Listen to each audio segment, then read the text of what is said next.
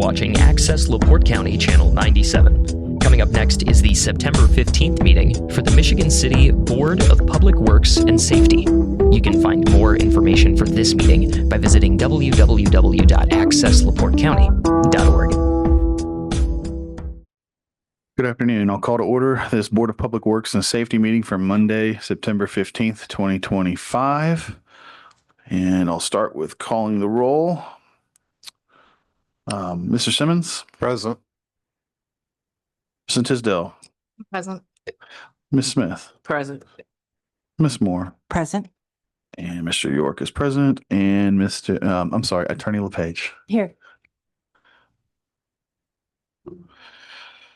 First official order of business is approval of minutes from our regular hybrid Zoom meeting which was held on September 2nd, 2025. Has everyone had time to review those? And are there any questions, comments, edits? Move to approve. Support. Call for the vote. Mr. Simmons? Aye. Ms. Tisdale? Aye. Ms. Smith? Aye. Ms. Moore? Aye. Chair votes aye as well. All right. Next order of business is a request for proposals. This is a request for proposals for tree watering for spring of 2026. And this is for a federal tree grant. And I do see our city forester out there. Would you like to say anything about it, Mr. Graff? Come on up here. I would like to take the opportunity maybe to just tell us what the tree grant is. It's an opportunity to tell the public what it is and what we're going to be doing. Sorry, Mr. Graff, I'm putting you on the spot. Thank you for being here. You're welcome. Thank you. The RFP that you have to review is for the watering of the 500 trees that will be planted this fall from the U.S. Forest Service grant that we received. So the planting will begin the first week in November. This watering is for next summer. Perfect. So the trees will need to be watered according to the grant for the first 2 years. So we are just seeking proposals at this time so we can be prepared next May. Perfect. And that will be from May 15th to September 30th. Perfect. And the 500 trees will go all throughout. You have a plan, and they'll go out throughout our community and within Michigan City. That is correct. Perfect. It's awesome. Any questions of Mr. Graff from the board? It's good to hear that we're going to get so many trees. It's really and water. You can't put out trees if you don't water them. So Yeah. And the tree removal starting this week. awesome. That's About probably exciting to a lot of 350 people. Yeah, about 350 trees are being removed that were found during the tree inventory to be potential high-risk trees. Okay. So we're making the community a lot safer and more aesthetically pleasing by removing some of these old, Perfect. non-healthy trees and planting new ones in their place. That's excellent. Any questions of Mr. Graff on either one of those? Okay, I'll open it up for public comment. Any public comment on this item? Any public comments? You got one behind you. Hello, Board. Scott Mellon, 200 Kenwood Place. This is nothing but good. Of course, you're going to approve this. I just would like to point out to the people of Michigan City that not only are 350 dead and diseased trees going to be removed, we're going to be getting 500 trees, and this is at the result of a $1 million grant. So this isn't costing the city anything, people. And crime rates have been shown to be lower where there are trees. Health outcomes are better where there are trees. You can even affect the climate, a microclimate a little bit by creating shade and more transpiration from the leaves of the trees, cooling the urban island effect. So I hope you vote yes for all this. Thank you. Any other comments on this item? Any other public comments? Anything online? Okay, I'll close public comments. One thing I did not ask, Attorney LePage, you've reviewed all this and you're good. Yes, I helped prepare it. Excellent. Sweet thing. Any other questions of Mr. Graff, or can he sit down? Okay. You can go. You can go, Thank Miss. Yep. Thank you. Your motion? Entertain a motion? Motion to approve. Support. I'll call for the vote. Mr. Simmons? Aye. Ms. Tisdale? Aye. Ms. Smith? Aye. Ms. Moore? Aye. Chair votes aye as well. Thank you for putting this together, Mr. Graff. All right. Next order of business is a request for a special purchase. The Michigan City Fire Department is requesting the special purchase of one 2022 Dodge Durango that is currently being leased by the Michigan City Fire Department and buy it out for the total amount of $19,596.00. Hello, Michigan City Fire Oh, I'm Department, sorry. Deputy Chief Frank Reback. This is the only lease we have. It's actually my vehicle. We budgeted for this, so there shouldn't be any issues there. Trying to think if I can add anything. You guys have any questions or anything? Mr. Reback? Mr. Reback, you can step up to the mic. Sorry, Frank Reback, Michigan City Fire Department. We've budgeted for this. Yeah. It's not really something that just popped up. It's a good vehicle. It would make good financial sense for us to purchase this. Well taken care of, in good shape. It's Excellent. actually my car, so. Excellent. Yeah. And then you said there was a discrepancy in the price? Oh, did I say the wrong thing? Sorry, I'm sorry. So 19,569 cents. $69, sorry, $19,569.00. So yeah, it says 96 in here. Oh, well. I'm sorry, there was a discrepancy on the agenda. What are we? Okay. Okay. So. Okay. I just want to, when we make our motion, I want to make sure we approve the right amount. Yes. Okay, so the right amount is $19,569.90. Got it. Even better. There we go. All righty. So we have that. We have that discrepancy going. Any further questions of Mr. Reback or Chief Reback? Okay. I'll open it for public comment. Any public comment on this item? Yes, this is Tommy Kolovic from 1316 Ohio Street. I want to strongly encourage you to get this vehicle for the fire department. I know the one they keep behind the administration and fire training building that they use. I think that one really needs to go to the junkyard since it really looks like it's in really bad shape. You know, a lot of times they got to go like the probationary firefighters when they take their EMT certification, they got to take their vehicles all the way to Illinois and I think we need to have. Just want to have nice vehicles for our municipal employees and our department heads and our administrators to have nice, like every gold standard first class city here in the United States of America should have. Thank you. Any other public comments on this item? Any other public comments? Anything online? Okay. Close public comments. Any further questions of us, Chief Reback? Motion to approve. There a second? Support. Call for the vote. Mr. Simmons, Aye. Ms. Tisdale, Aye. Ms. Smith, Aye. Ms. Moore. Aye. Chair votes aye as well. All right. Our next order of business is a request for special purchase. The Michigan City Police Department is requesting the special purchase of one 2022 Dodge Durango that is fully equipped and outfitted with the necessary police emergency equipment from LaPorte Chrysler that is currently being leased by Potawatomi Park for a total amount of $23,251.28. Good afternoon, Chief. Good afternoon, Chief Steve Forker, Michigan City Police Department. Again, a request for a special purchase, again, to buy a 2022 Dodge Durango in the amount of $23,251.38. Believe it was included in the packet there, right? LaPorte Chrysler offered their MSRP on that said vehicle would have been $42,070. Obviously buying it out of a lease, I think. Did not list the mileage on it. Oh, I did. You did. The vehicle currently has 9,820 miles on it, so it's been slightly used by Potawatomi Park. And again, their lease is up here, I think, actually yesterday.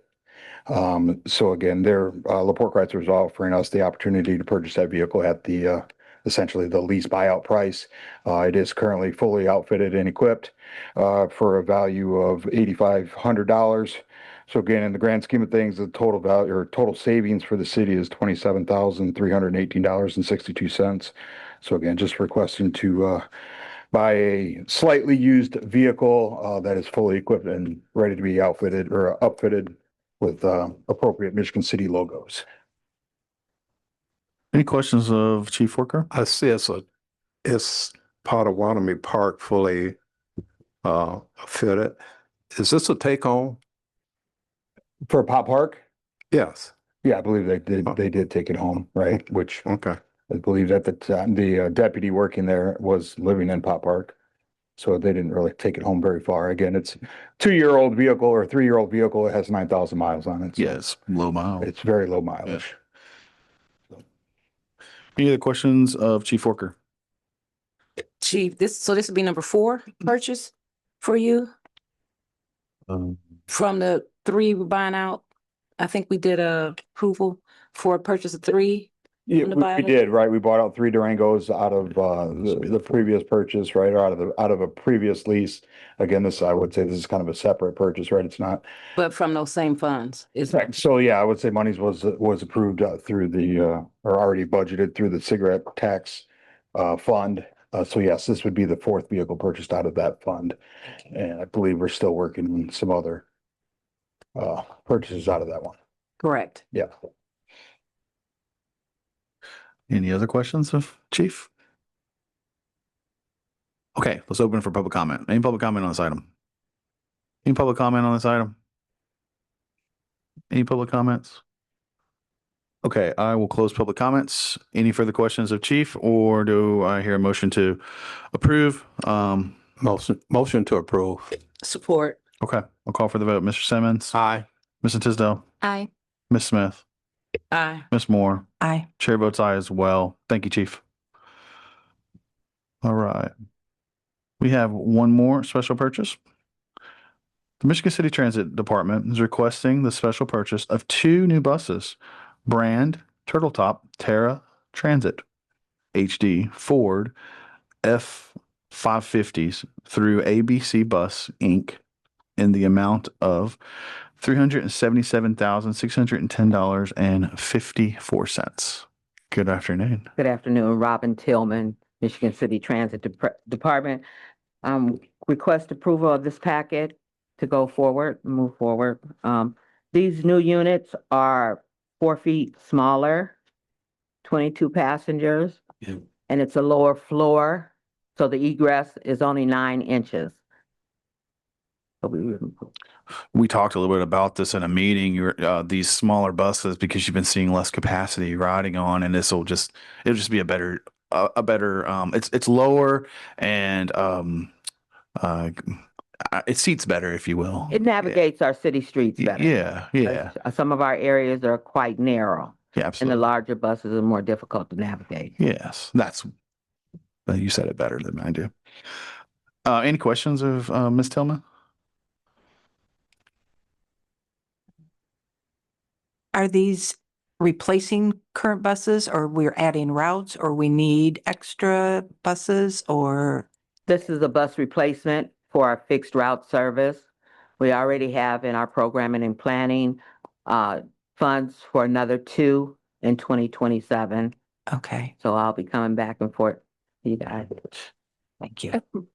Ms. Tillman, just so it's accurate, the 2 buses we're replacing have reached their useful life under the federal standards, correct? So we're in need of replacing them. Correct.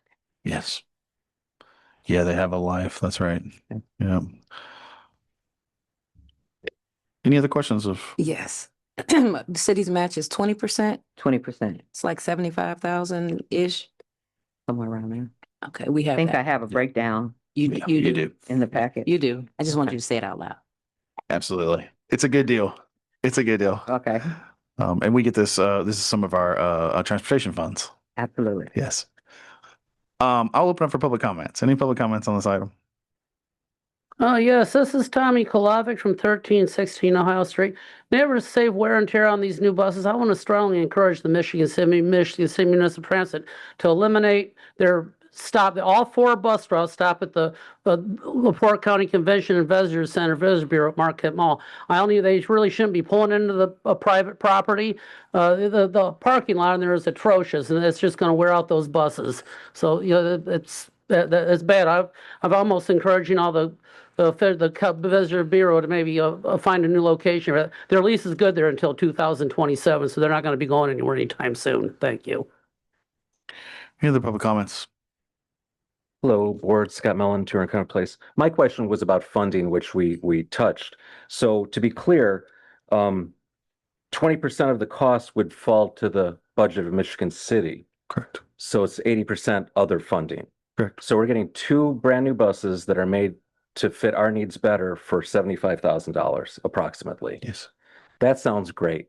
Yes. Thanks for clarifying that. Yes. And there's 2 more in the hopper, if you will, the transportation improvement plan, if you will. Any other public comments? Any other public comments? Okay, I'm close public comments. Any other further questions of our transit director? Motion to approve? I'll second the motion. Call for the vote. Mr. Simmons? Aye. Ms. Antisto? Aye. Ms. Smith? Aye. Ms. Moore? Aye. Chair votes aye as well. Thank you, bro. Thank you. Okay. Okay. Give me a second.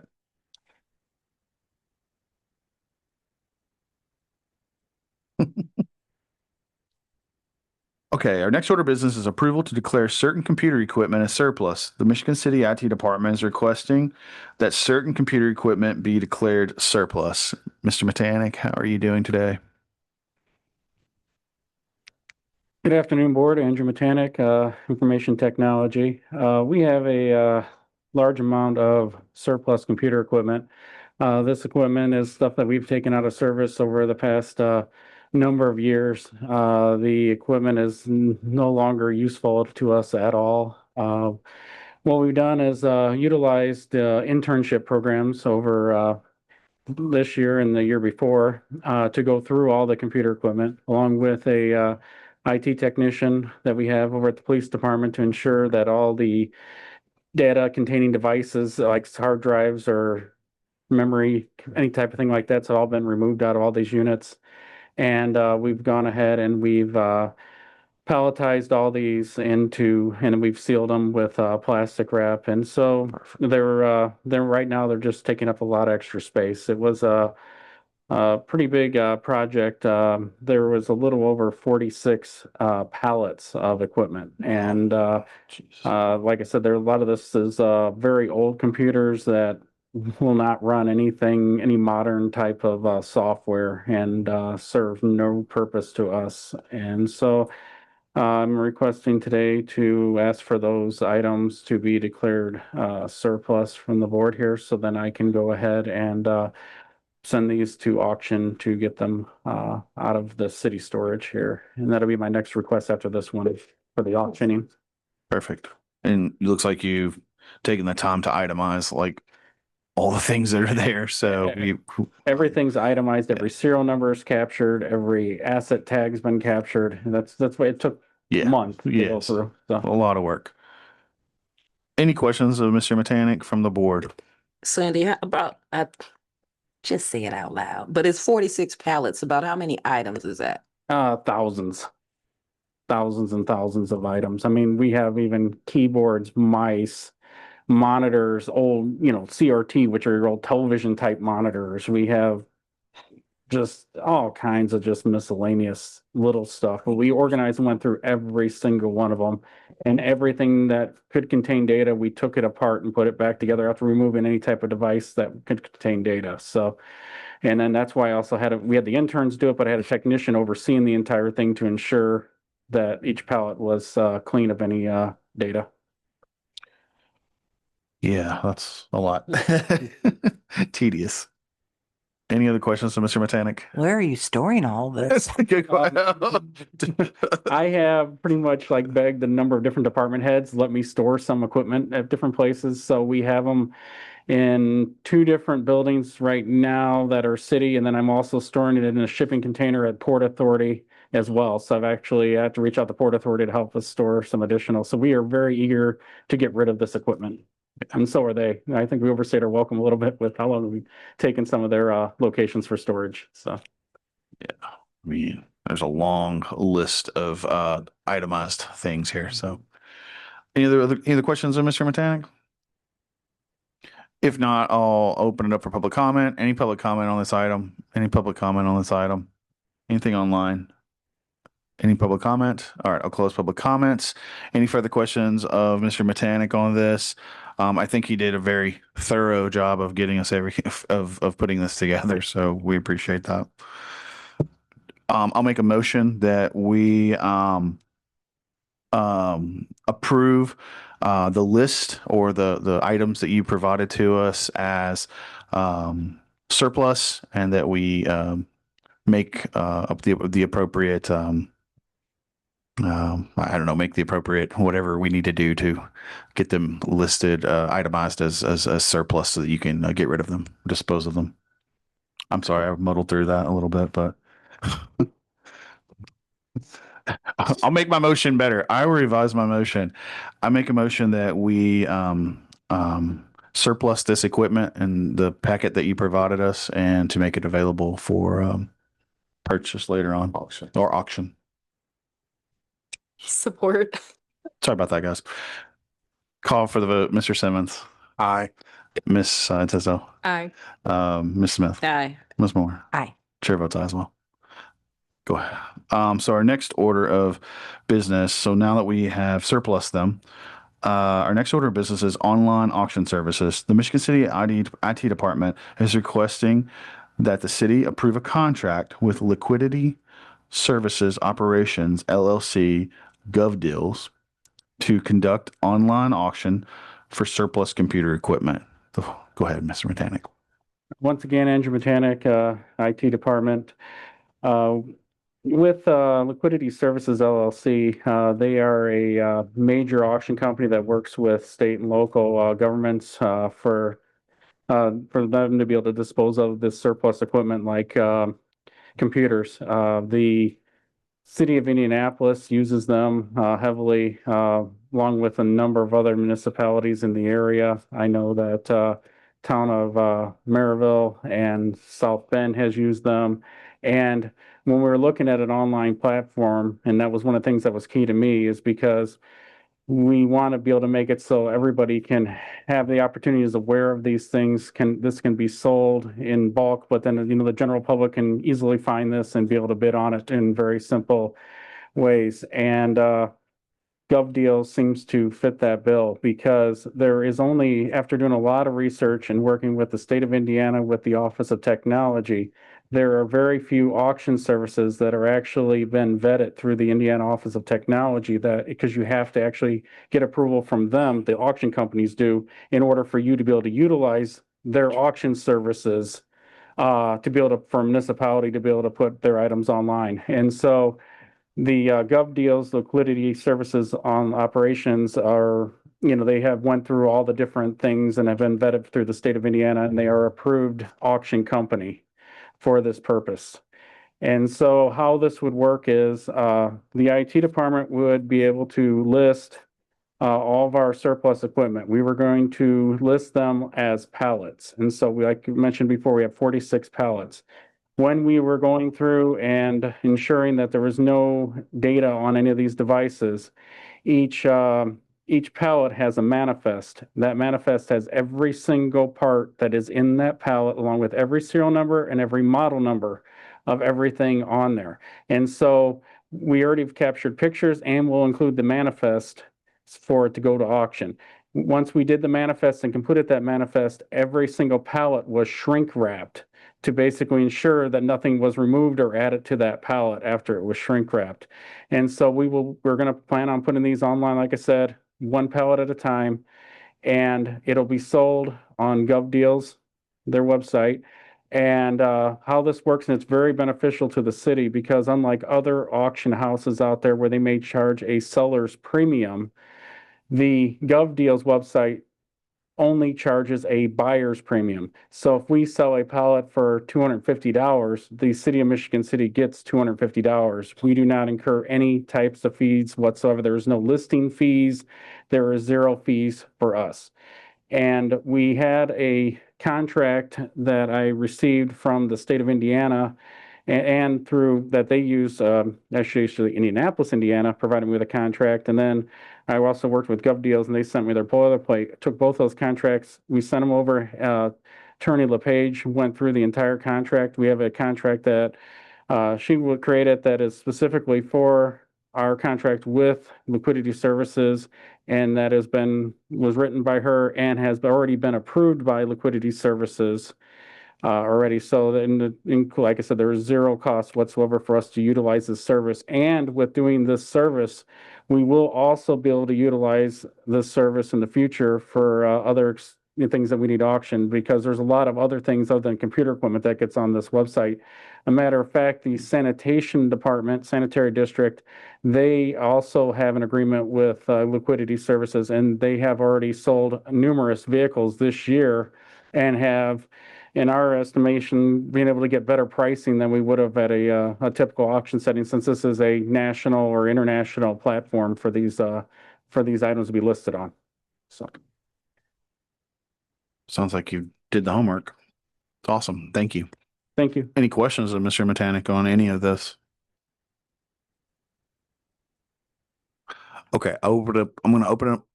Oh, sorry. Go ahead. No, go ahead, Peggy. Go ahead, Ms. Moore. Go ahead.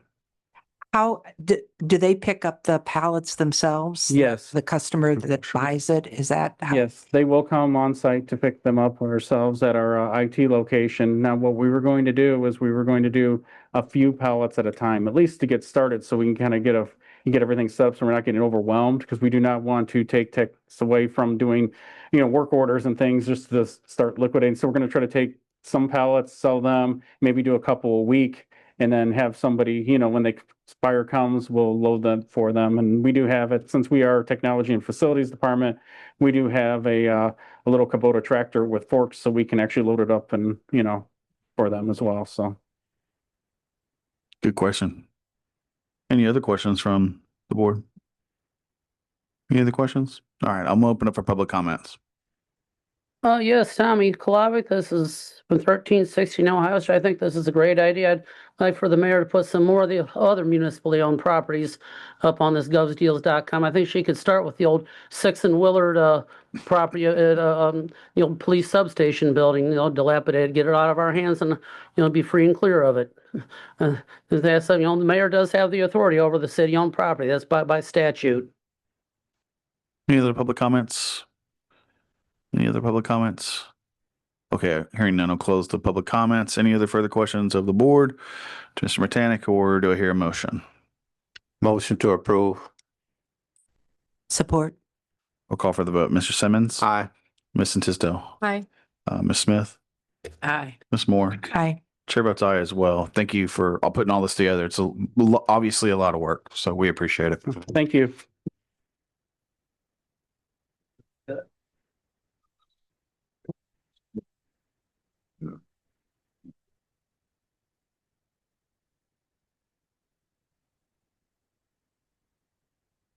All right, our next order of business is a request for change of duty shirts. The Michigan City Fire Department is requesting to wear their annual breast cancer awareness shirts as duty shirts from October 1st, 2025 through October 31st of 2025. Good afternoon, Chief. Good afternoon. Barrett Taylor, Fire Chief, Michigan City. Yes, again, we are requesting to do our annual breast cancer awareness shirts. It's a shirt that we'll make, design, sold to the public. It's on our department website or department Facebook page. We said available for purchase to the public. What we do is we take the money and we give it to either hopefully a local individual that could use the money, it's going through a issue like that, or charity. So we take all the proceeds and we donate it. So we're just looking to wear those again like we normally do for the month as an actual duty shirt. Perfect. Perfect. Any questions of Chief? Any questions from the board? I have no questions. I'll open up for public comments. Any public comments? Hello, Scott Melantura, Kenwood Place. Of course, I support this, but once again, I am dumbfounded that the chief has to come here and ask permission to do this. As I understand it, there's union rules here, and I don't know why he has to waste his time, your time, the city's time to come here to ask permission to change a duty shirt. If that's a rule change that needs to be made, I think we should let them decide what is a proper duty uniform without needing to come before this board to ask approval. I think he has more important things to do than say, can we change our shirt for breast cancer awareness? But we all support that, so I'm sure you'll approve it. Thank you. Any other public comments? Yes, this is Tommy Kolovic from 13 Ohio Street again. Now, this has been a procedure for years that we've done at the city. As a matter of fact, I think it's in the fire merit ordinance that he has to come and get approval for this. So it's just a procedure he has to follow. And as I say, chief always looks good when he comes here up here in his a duty shirt. Thank you. Any other public comments? So I clarify, yes, it is in the contract that we do any changes. I do see that it's a minor change, so I see where Mr. Mellon talking. I do not believe it's in the merit ordinance, but it definitely is in the contract for any changes. Any other public comments? Any other public comments? Okay, hearing none, I'm close public comments. Any other questions of Chief? It's a pretty simple request. We do appreciate seeing you here. Thank you. Well, I like coming to see you guys too. Any other questions of Chief? Hear a motion? Approve. Come on. Support. Yep. All righty. Call for the vote. Mr. Simmons. Aye. Ms. Tisdale. Aye. Ms. Smith. Aye. Ms. Moore. Aye. Chair votes aye as well. Thank you, Chief. I appreciate it. Have a good day. All right. Okay, our next order of business is a request for traffic control. Dennis Blau. I hope I said that right. Blau. I'm sorry, Denise Blau. I'm so sorry. Denise Blau. 211 Superior Street is requesting the following: parking on one side of the street on Superior Street, a speed bump on Superior Street to stop people speeding down the road. I apologize. And please introduce yourself for the record one more time. Denise Blau, 211 Superior Street. I live in the 200 block, of course, of Superior Street. The 100 block is very congested with cars on both sides of the street. When I'm coming home from work on Franklin Street to turn down Superior Street during the summer months, there's cars parked on both sides of the street. On the north side of the street, there's a sign saying, no parking loading zone. And I believe that was for a previous business that was in the building on the corner of Franklin and Superior. It used to be a flower shop years ago. The people now park on the grass and the dirt that they've rutted out over there. And there's also an Airbnb upstairs, which causes more cars. And then half a block down in the 100 block, there's a big Airbnb, which I have no problem with. But between the guests from the apartments on the corner and both Airbnbs and the residents, there is no place you cannot get down your street until you wait for someone else to get out on Franklin. So I'm requesting that we have parking only on one side of the street, maybe just the south side of the street. Maybe through the summer months, if not all the time. It's just dangerous and it's hazardous because I'm in and out of there all the time and it's a problem. And the second thing was not just Superior Street, but Gardenia Street as well. We have a lot of vehicles racing to Tilden down our street. They do not pay attention to the stop signs. And that is my request. Okay. Any questions, Ms. Blau? On the board? Any questions? Is there parking on either side as we speak? Yes. Yeah. Wow. And it's one lane in and one lane out. In the summer, it's very congested right there in the first 100 block. The rest of the street's not bad going all the way down. So right there, where you right as soon as you turn in there, it's hard to turn in to make the turn, if you will. So I was coming out of Superior Street onto Franklin to go to work, and I saw my neighbor. She had to wait for me on Franklin Street for me to be able to get out. Got it. Because there's cars parked on both sides. Yeah. It's just very dangerous, and an emergency vehicle could never get through there. Okay. So that is my request. Engineer Werner, have you looked at this? I see you out there. Have you looked at this one? You had Tom I yet? talked to him one day outside. Yeah, no, I figured he had given some thought to this. We have a lot of chatter about this in the offices. Tim Werner, city engineer. I live in the neighborhood, very familiar with Superior and all the streets in Old Edgewood area, and they're all narrow streets. They all have parking on each side. There's a couple of blocks, I think on Wilshire, where there's no parking signs, but people are still parking on the north side of the street. There's such low traffic volumes in that neighborhood, there's not really a traffic issue, but the streets are not wide enough for two-way traffic and parking on both sides. I'll say that. Is there opportunities to push, I haven't been, I mean, I drive down all these streets a lot of them, but is there opportunities to push, how do I want to say this, parking further back, if that makes sense? Does that make sense what I'm asking? Well, Like to push it back, or does that just make it worse? Returns off Franklin Street, I mean, those should be painted yellow anyway for no parking within 35, 40 feet of Franklin Yeah. Street. I mean, that's just standard. I think that's in every city's ordinance, is to not have parking close to the intersections. I guess I would just ask. I'm not sure what our ordinance is, but I can. We have a similar ordinance. I just can't remember the feet back. Yeah. At minimum of 25 feet back, but it's probably more than that. But I don't see where we painted a lot of our curbs yellow for no parking areas. Even if we have no parking signage in neighborhoods, their curbs are not generally painted yellow for no parking. Should we look at paint, seeing what the paint situation? I haven't. Would love to have painted curbs everywhere where there's no parking. It's just a matter of timing and money, I suppose.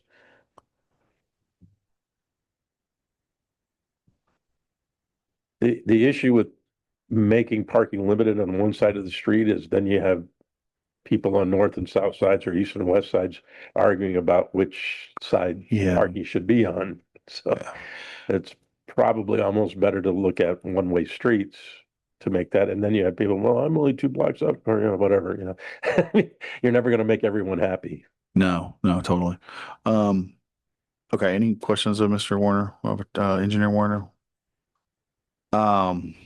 We looked at traffic. I know Officer Jesse had set some numbers and things, and the ADTs for these streets are very low, less than 210 cars per day. So there's not a lot of traffic or per hour. So there's not a lot of hourly traffic on any of these streets. Yeah. Yeah. Question. Yeah, but if there's parking on both sides, how does an emergency vehicle get down through there? It's tight. If there's parking on against each other, without scraping those two cars on each side, because I know some of the smart neighbors pull their mirrors in when they do that, but still, it's tight. It's tight for parking on both sides if someone parks immediately opposite of another parked car already. So a lot of people don't. You see them, so you're driving like zigzagging through the cars to get through our neighborhoods. if you have parking on both sides, fire truck cannot get down through there. Yeah, I don't know. It'll be tight. I'm not sure how wide the fire trucks are, but if the cars are parked against the curb, there's still enough room for a wide vehicle to get through. It's just I went through with my SUV and I could just barely creep by with the mirrors. creep. So, yeah, of course. It's true enough. Wilshire doesn't get enough a lot of traffic because it doesn't go all the way through, I think, to Tilden, does it? Yeah. It does. Okay. But I know Superior Street and Gardenia Street. Yeah, those are the major traveled streets. Arthur. Racing Street for many people. They race to get from Franklin Street to the other side of town to cut through on Tilden. And I can be laying in bed at night and hear cars racing down my street. I know there's stop signs, but people aren't going to they don't pay attention. Yeah. So I guess my request is specifically for that first 100 block, even if it's half of the block off of Franklin, so it's safer. It's just not safe the way it is currently. Sure. Engineer Warner, do you have a recommendation, or what would you like for us to do? Refer it over to you? I would like for the board to direct me what they would like me to proceed with. I think we would. I can talk with Sean. I can talk with him about whatever, doing some yellow markings on the curbs to get that addressed. We can look at either side, but I don't have any recommendation on whether make it a one-way street for one block to Franklin, or if we do parking on one side and have it two-way, or just eliminate, so. See Captain Jesse back there itching to come up here and say something. So I'm going to Commander Jesse to come up here and say something.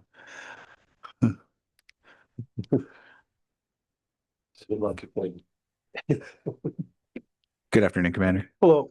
There is yellow paint on the south side of the intersection there on Franklin Street. Actually, whatever, last week I wrote a parking ticket for one that was parked in that area. Perfect. I don't know about on the north side. I do know that sign says loading only. Okay. So that might not be a yellow curb, but there already is So yellow curb on the south side at Franklin and Superior. so that's where the old flower shop is on that On the north side. north side. It may not be because it may have been like a loading area, which it isn't a commercial building. It isn't being used for commercial purposes right now. No. Let's just say that.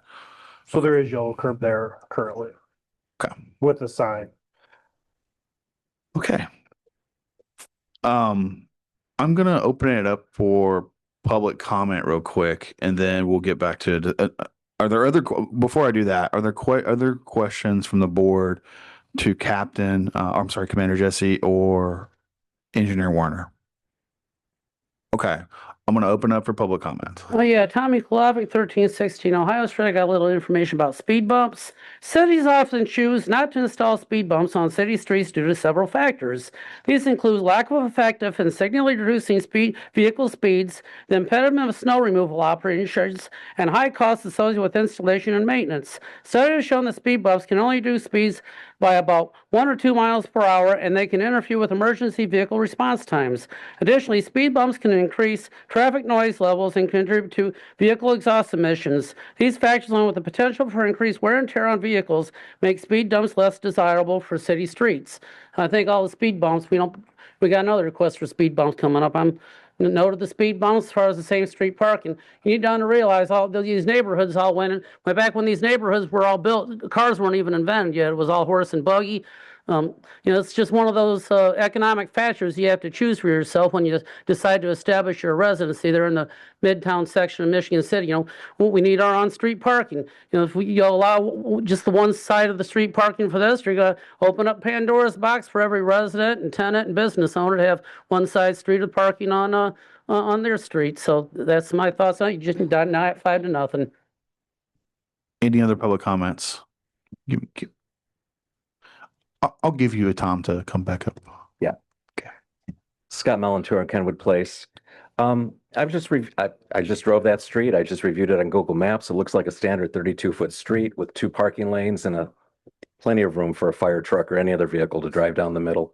So how have we existed for decades like this? You'll open up a Pandora's box if you make a change here because that entire neighborhood is gridded the same way. We're all upset with bad drivers, but restricting parking and speed bumps that we're not going to approve because our climate and what Tommy said isn't the answer. Unfortunately, bad driving, the only answer to it is enforcement. And of course, we have limited ability for that. But I certainly, all due respect to my neighbors, because I too live very close to there. I don't think you should approve this. I think we've made do. People make do. It's a standard street. And we've made do for decades this way. And I think we can exist just fine the way it is. Perhaps more yellow striping, but even on Google Maps, it shows there's a nice yellow, no parking at the intersection of Franklin and Superior on the north side of the street, which is the side you could park on. So maybe more striping or curbing or whatever you call it, but let's not restrict parking. Thank you. Any other public comments? I'm going to close public comments, and I'm going to give Ms. Blau another opportunity to speak real quick. Maybe, I suppose because I live on the next block, it's important to me. Because I've had this difficulty getting on my street from Franklin Street due to another car leaving Superior Street onto Franklin Street. There is a car on the right, a car on the left, and there's one vehicle that can come in and you cannot go out. So I'm asking that parking be put back a ways off of Franklin Street so works better. We don't have to make it one way. We don't have to make it parking on one side of the street if you don't want to. I'd like it that way, but I'm flexible. Something just needs to be done with that corner. And yes, there's yellow striping on the southeast corner of that street. On the north side, you can see where there's ruts in the grass on the city property where people park on the right side, north side of the streets, excuse me.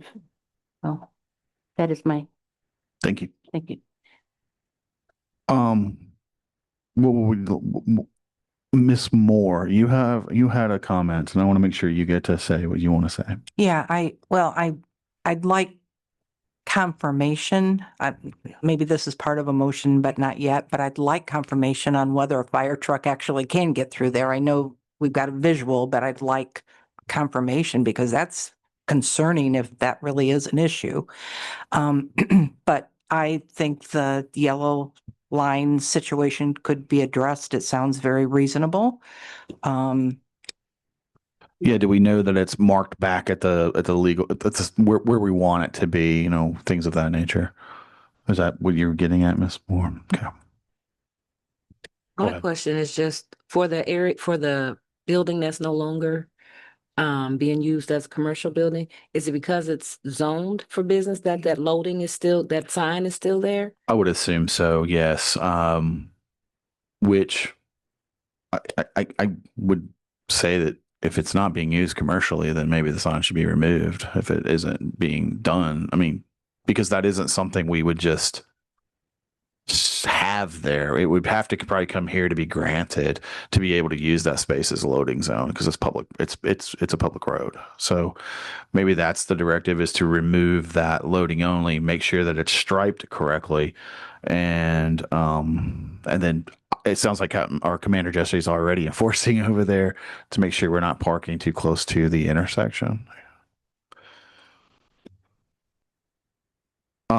But we do have specific requests here. Those specific requests are one way on Superior and a speed bump. We don't do speed bumps in the city. We've not do that, so we won't do speed. I would say we would deny that. Is there a feeling on the one way parking, or do we want to make a motion to? Do we want to look at removing the sign and looking at the striping, making sure we're striped, that it's visible, and that it's the distance that the city requires? Okay. Feelings on that? I agree with that. Yeah. Would you like for me to make a motion in that? Your motion? My motion is that we remove the loading sign. If it's in our right of way, it should be removed. That we make sure that it's striped, it's legibly striped and on both sides, and that it's at the distance that we require from the standpoint of the city requirements for striping. And then I think at that point in time, it's just that allows Commander Jesse to enforce.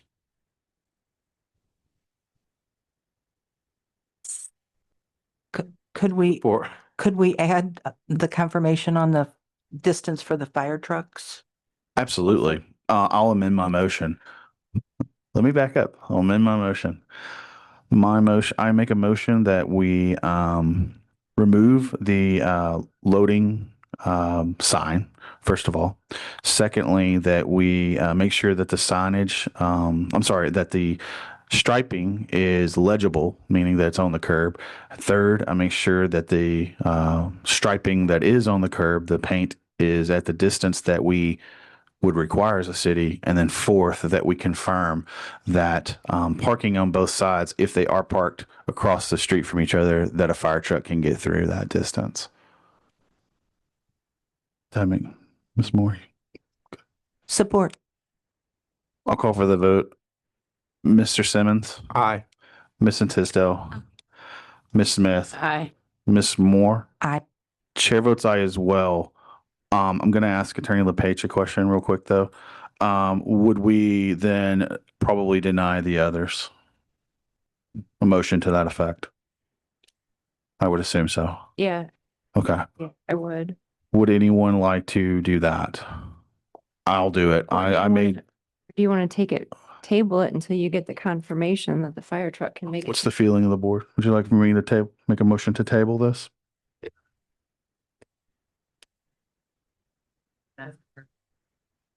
Okay. Okay. Yeah. Would you like to make a motion to that effect?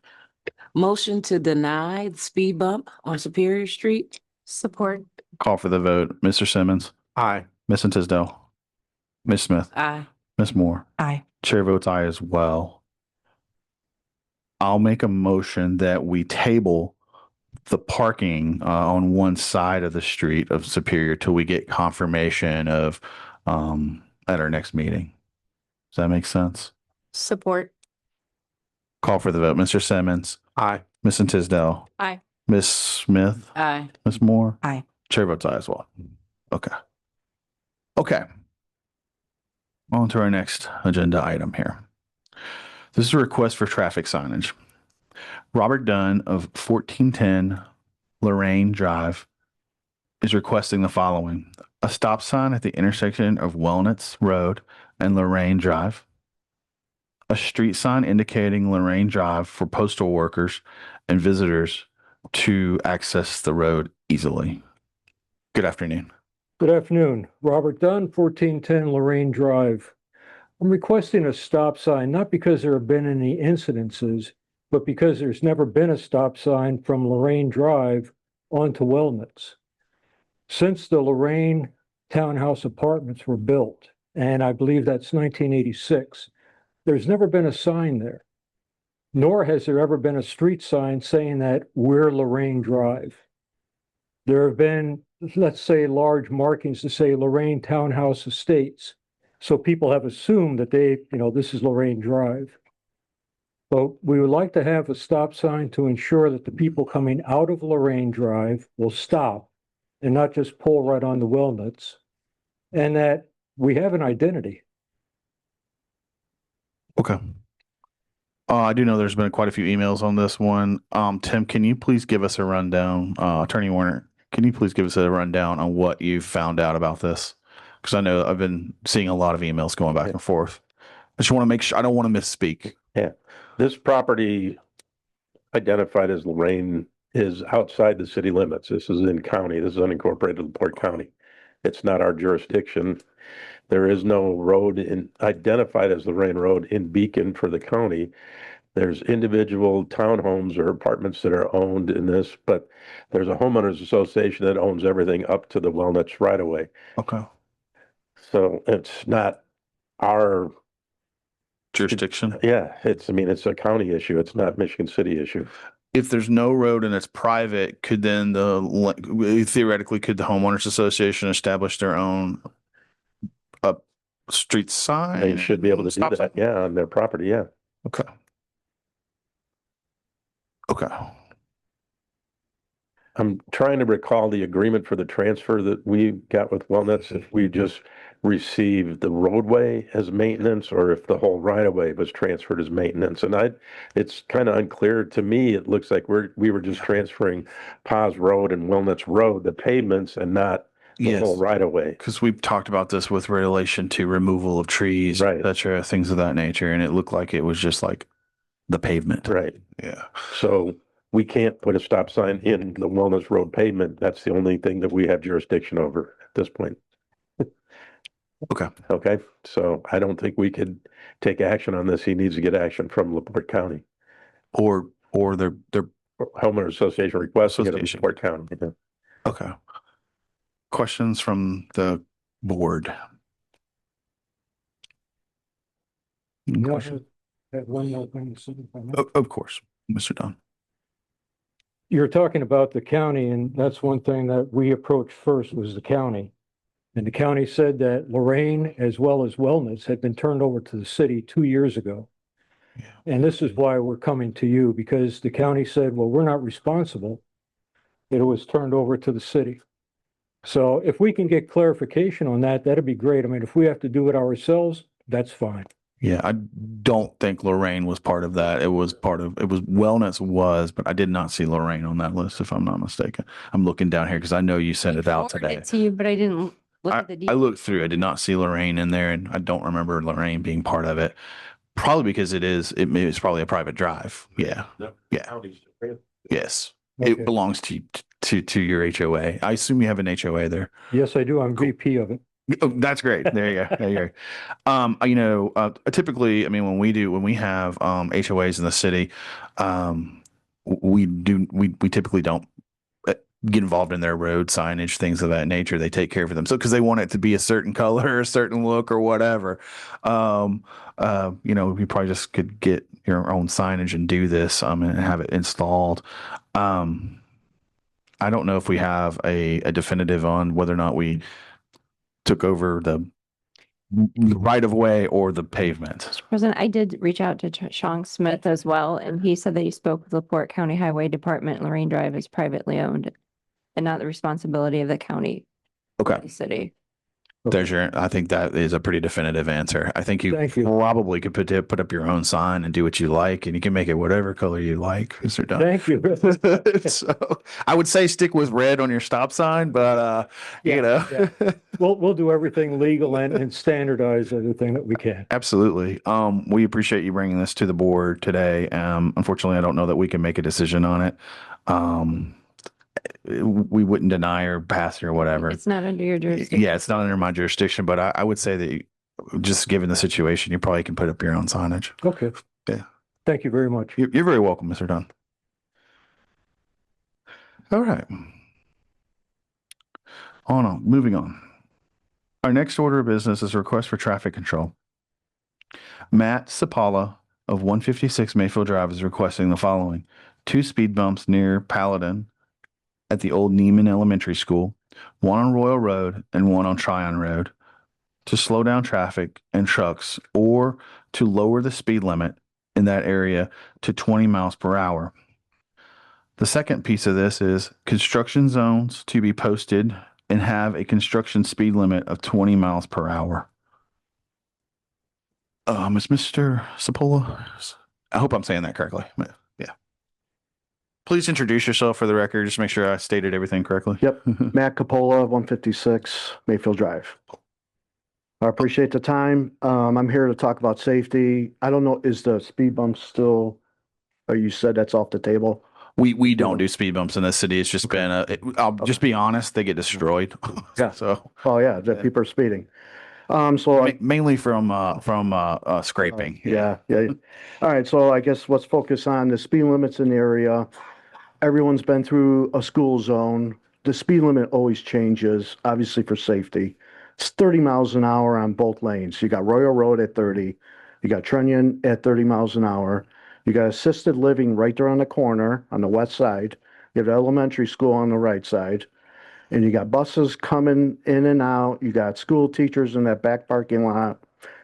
I'll be honest, I'm surprised there hasn't been an accident yet. Yeah, and you know the data center, they got probably 200 people that are new in the area. So you have all that congestion. Projected 800 construction workers will be coming in the area. You got the buses, you got the trucks, the dump trucks are coming in hot. And I'm afraid of the area. I just want to slow it down. I've got proof and I got audio and also speed limit. They're breaking the law all the time. I've got trucks out there running at 45 miles an hour and I have proof of that. I can send you the emails. Everyone's speeding out there. I don't know what's the problem. So Michigan City's doing what they can. They know about it. I had called state police. Guy came out one time. They don't have the resources, he told me. He wrote a ticket on one truck driver passing another driver.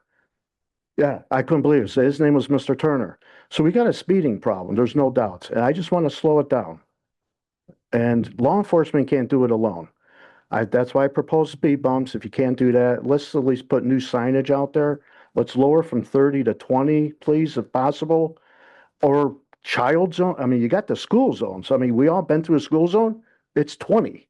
We all know that. The flashing triangle, 20 miles an hour. There's people not doing 20 miles an hour.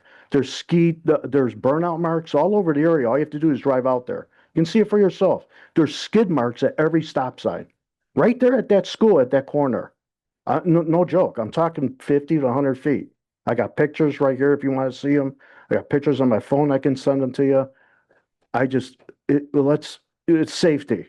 I know people don't care and it's not going to do any help. If there's a kid or someone gets killed out there, that's huge. So I'm just hoping, can we just do something about some safety out there? It's out of control. I live right on that road. I see it from 5:30 in the morning until 6 in the evening. We have 50 dump trucks speeding. We have bikes out there. We got people walking out there. We got dogs out there. We got kids out there. It's shocking to me. And I'm 200 feet from the stop sign. I got dump trucks running 45 miles an hour up to that stop sign. It's insane. And I got a statistic here from DOT. Just so you guys know, at 35 miles an hour, the stopping distance for a commercial vehicle. Let's see what it says. It's 209 feet. That's the distance to that corner of the stop sign. There's no way that truck can stop. Car pulls out, a kid walks out, a dog walks out, it's done. So the truck running at 40, that's at 35 miles an hour. I've got guys running out there at 45 miles an hour. I've been doing this for 2 months out there, and it's sad. It really is. My house shakes from the noise. The dumps are bouncing up and down because they're hitting, the road so hard out there. All we have to do is slow it down. The noise will stop. The safety goes up. The dust and the pollution out there will go down. They're not hitting it hard with the accelerator. It's obnoxious. I got videos on my phone I can play on the mic. You should hear these guys. They floor it. I don't know what it is.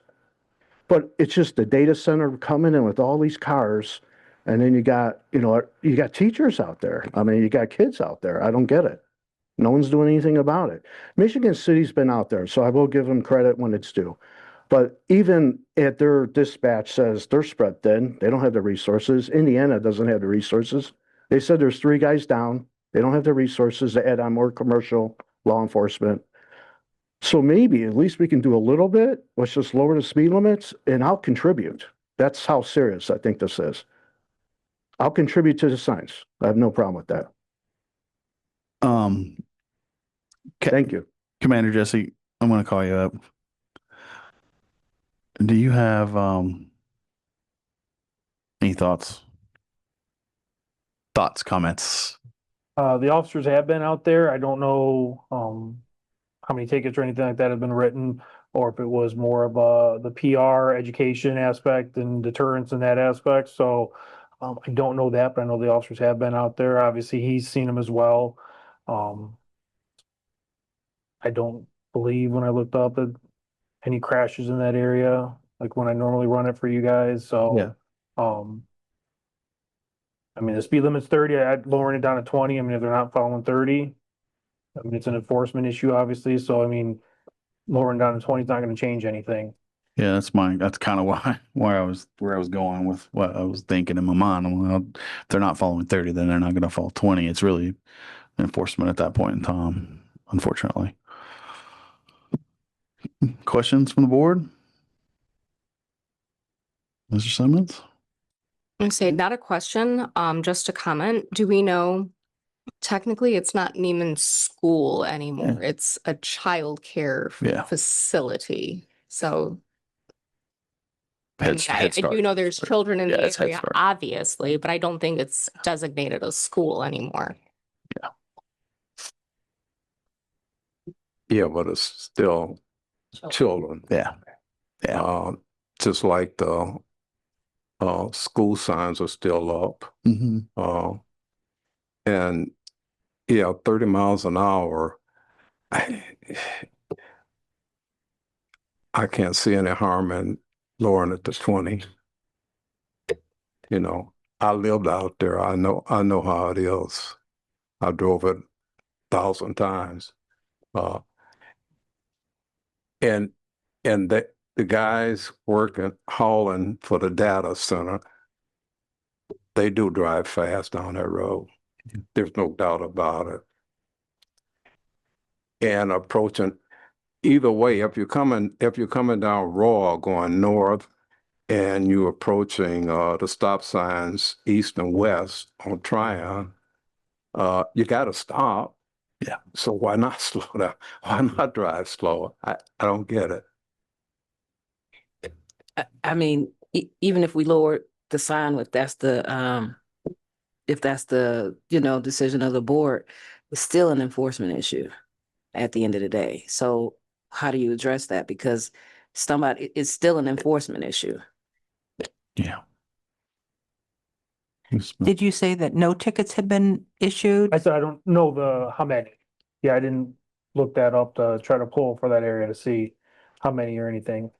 It would seem like the more tickets that could be issued, the, pretty soon people get tired of that, obviously. That's So I would be, my thought as well. curious how many, if there's anything from an impact, and I know you're very And limited. they put officers out, day shift, their extra cars out there to enforce it for a couple hours and be seen and stuff like that. And I know they've stopped, maybe it's warning tickets, but I mean, they're out there and doing that as well for the education aspect. So, again. Do you still have just one district unit working? Is that District 5 now? District 6. 6, Yes. okay. It's a lot of district to cover. Any other questions from the board? Go ahead, Ms. Moore. Do you have any suggestions on what could be done? I mean, again, it's, if there's officers available, it's a large district to cover anyways for other calls for service. I know when they've had extra cars, the shift supervisor has directed them to work that area. Again, if it's different truck drivers coming in every day, hopefully they would talk and share it. But I mean, you might be dealing with different ones each day as far as knowing what the speed limit is. I mean, it boils down to, if we're gonna write I think it's $171 tickets for speeding. Obviously, if you lower it down to 20, all the residents in that area too are gonna have to stay at 20 miles per hour, or they run that risk as well.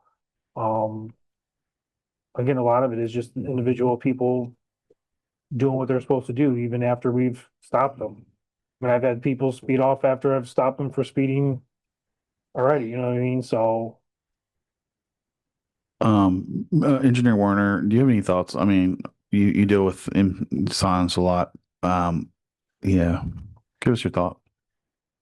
I agree that decreasing the speed limit, you're still going to have speeders, but perhaps they won't be going as fast. But we also have to think about the increase in traffic from Tryon Meadows as that develops, Tryon in that area. Yeah. And so there's going to be a lot more residential drivers in that area. Agreed. Probably more kids and school bus travel in that too. So, I mean, maybe it's not a bad idea to look at decreasing Royal Road and Tryon Road to 20-mile-per-hour speed limits. I mean, I'd talked about the possibility of roundabouts at some of these intersections like Carweek and Tryon and Royal right here in the future with all the extra traffic we're going to have there to help keep it from backing up. But that's also an issue with speed. I think we could I recommend maybe trying 20 miles per hour, see if that is the ticket. And if not, we'll put it back at 30 and just have the enforcement for the speed. But if people are speeding at 30, they're going to be speeding at 20, and they're not going to really change their speed because time is money for these drivers. Yeah, unfortunately, that's the situation. Time is money. And the ticket costs money, so that's probably the only way. Agreed. Yeah, agreed. Okay. Any other questions from the board of any of the people that spoke today? I think we probably even need to get the radar thing out there on that road. I mean, people know they're speeding, but when it's blasted all over the place, people are a little more conscientious of it. All right, I'm gonna open up for public comment, and then we'll go back to a discussion and figure out what we're gonna do. Okay. Yes, Tommy Kolovic, 1316 Ohio Street. The preschool is the Paladin Head Start Preschool. Paladin Head Start Preschool program. My little 4-year-old niece, Nairi Simmons, is enrolled there. Very special child. And when she grows up, she's going to take Mayor Angie's job and be the new mayor of Michigan City. She's going to be Mayor Nairi Simmons. I've worked at Third Anco 18 years, and they used to complain about all the semi-traffic and us, mostly when we hired in there, 1990, we were 1,200 employees strong. They always complained about all the volume of traffic from the ingress and egress at shift change. There's just the same old complaint. It's something that you need to establish, establish your residency. You didn't think that was always going to sit as a brownfield site forever. Something was eventually going to go in there. I think this heavy truck traffic is going to be temporary. Once the data center, the corporate green monitors get that all going.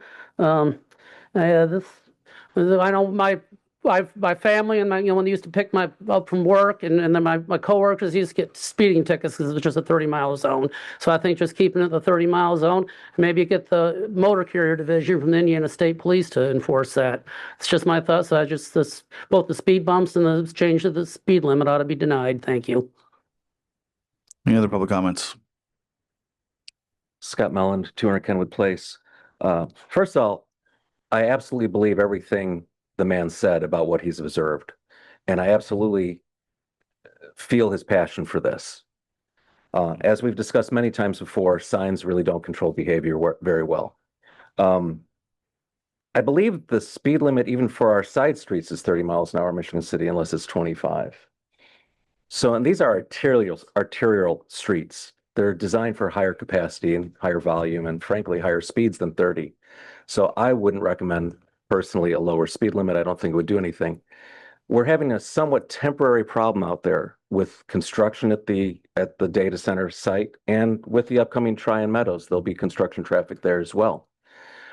So I think for a temporary problem, we should have possibly a temporary solution. Perhaps some orange, as much as I don't like signs and flashing signs, maybe some temporary speed limit signs with flashing or orange signs, whatever meets NISHD code is a temporary sign. We can't afford, it's for the children, Tim. I also second the idea of the radar board being put there for a little bit. And I believe tickets for commercial vehicles, trucks are far more expensive than for a passenger vehicle. So a little extra enforcement might go a long way. And I don't want to jam guys that are working, but people live there. I don't know any children walking to Palat to these facilities. Everybody's getting bused or driven. There's nobody walking these streets other than residents with their dogs and so forth. That's a real concern. But we cannot control people's behavior very well with signage and stuff. We can do it with enforcement. And unfortunately, that's limited. But this is going to be a somewhat limited problem or temporary problem. If we're going to do something, let's have a temporary solution that accounts for the construction timelines of these projects, not something that's going to affect everybody, in my opinion, negatively with a artificially low speed limit. There's a better solution than that. Thank you. Any other public comments? Public comments? Any other public comments? Anything online? Okay, I'm gonna close public comments. Board, any other questions of any of the people that spoke today for this request? Absolutely. Figured you did.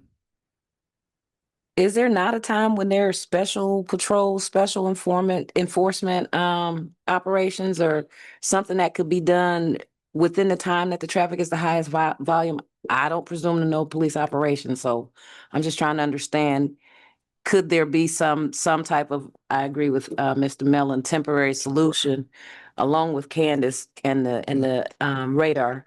Yeah. But you know, can you speak to that? Like, I mean, I don't know. Can they set up, like I said, we know traffic is going to be higher when kids are going to school or getting out of school or whatever. Could there be special enforcement patrol set up, you know, to try to target that? With the A cars, so there's the 6 districts that have to be covered, and then the A cars are the extras that are working that day. If there's no one on vacation, time off, training, things like that. So they have taken A cars and put them out there on that. But I mean, as far as if we're at a minimum staffing, or depending on obviously calls for service, but once the districts are covered, I mean, if there's no one else, then it would have to be on overtime. Depending on the grant cycles and stuff, some of the OPO could be worked there, but that's on officers choosing which days and times that they want to work, because it's again overtime and on their time off to come in and work one of those details. So again, if they're working during that time period, you could say, hey, could you focus in this area?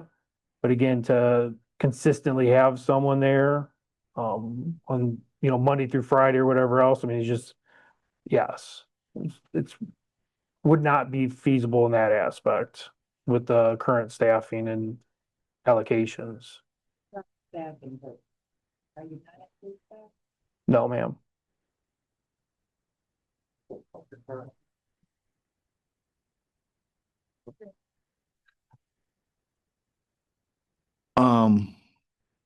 Any other thoughts from the board?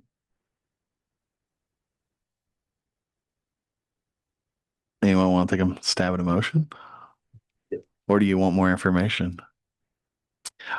I guess my thought is there's a couple things that if we did replace signs, like how many signs are there out there? Could we look at a temporary solution? Because I mean, I do think it's right now it's a growing pain there. You haven't had activity of this magnitude in that facility in a very long time.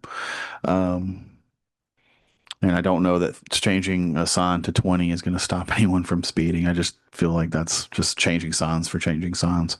Really, it's enforcement at the end of the day. Yeah, those are some of my thoughts. Mr. Simmons, did you have any thoughts? I saw you want to click. Sorry, I want to give you time. Yeah. Any other thoughts? Well, I'll make a motion to deny the speed bumps. Okay. We'll get that out of the way. Get that out of the way. Call for the vote, Mr. Simmons. Speed bumps only. Second. She second. Okay. What was the motion? To deny speed bumps. Only speed bumps. Speed bump. Only speed bumps.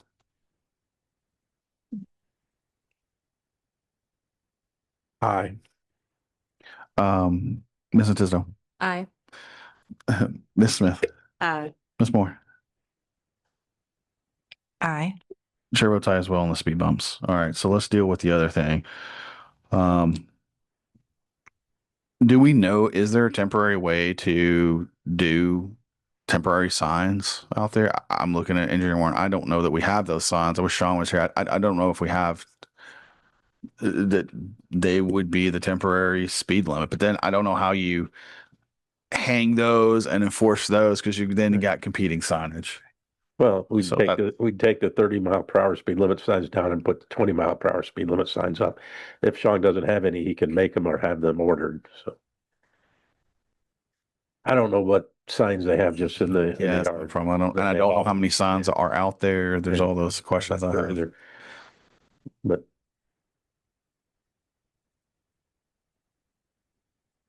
Yeah, you want to? Okay. Take a stab at it. I would say I'm just concerned that temporarily lowering the speed limit and then raising it back up once construction's finished would be confusing. Yeah. I agree. Well, why don't we just lower it and if All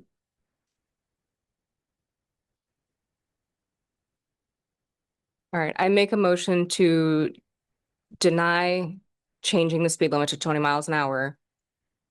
Request that the radar be put up and request that additional enforcement with tickets are made in that area. Second. All right, I'll call for the vote. Mr. Simmons. aye. Mrs. Tisdale. Aye. Ms. Smith. Aye. Ms. Moore. Aye.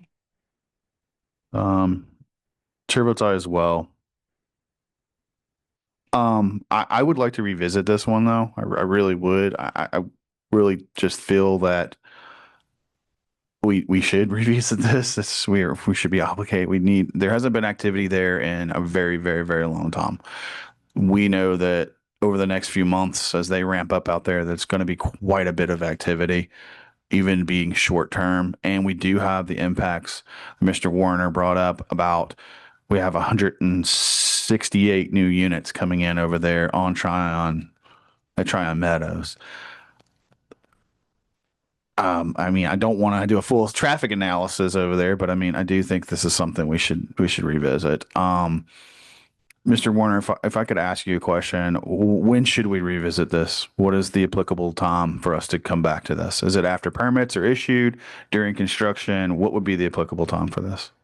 if the board is interested in looking at a possible speed limit change, now is the time to look at it. Even regardless of traffic levels, it's speed limit and traffic numbers really don't make a difference. It's trying to control the speed of those vehicles going down the road and not the number of vehicles going down the road. So if you know what I mean. Yeah. So do we want to revisit this in a few months? A month? Well, how quickly can we get the radar machine out there? Do you know, Commander?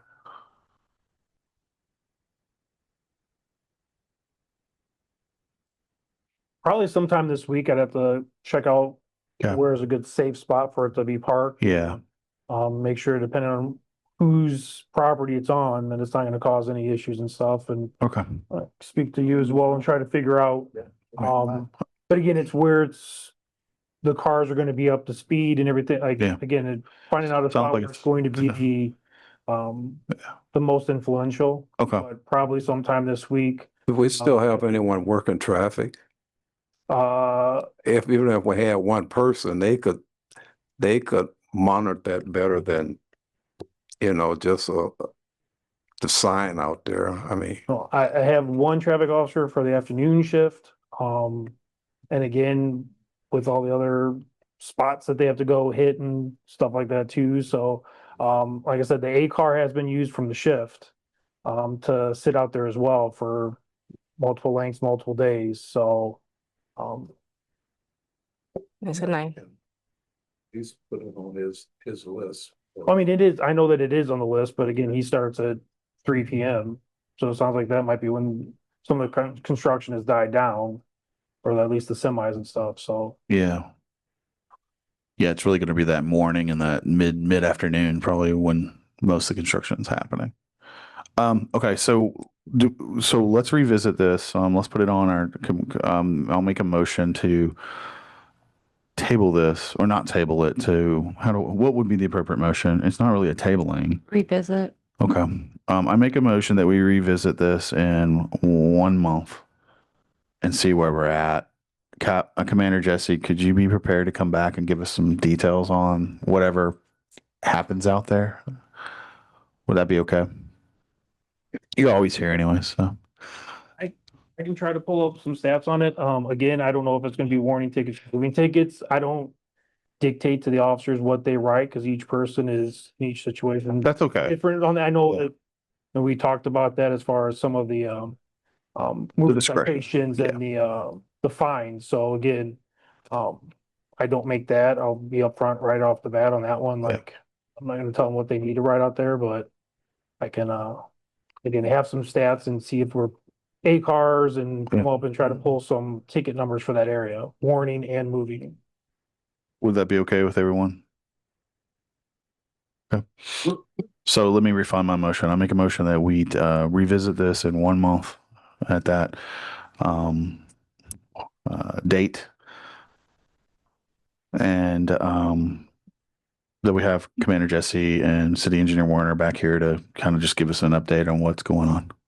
That would be October 20th. October 20th. That's my motion. Second. I'll call for the vote. Mr. Simmons. Aye. Ms. Mentisto. Aye. Ms. Smith. Aye. Ms. Moore. Aye. Chair votes aye as well. Okay.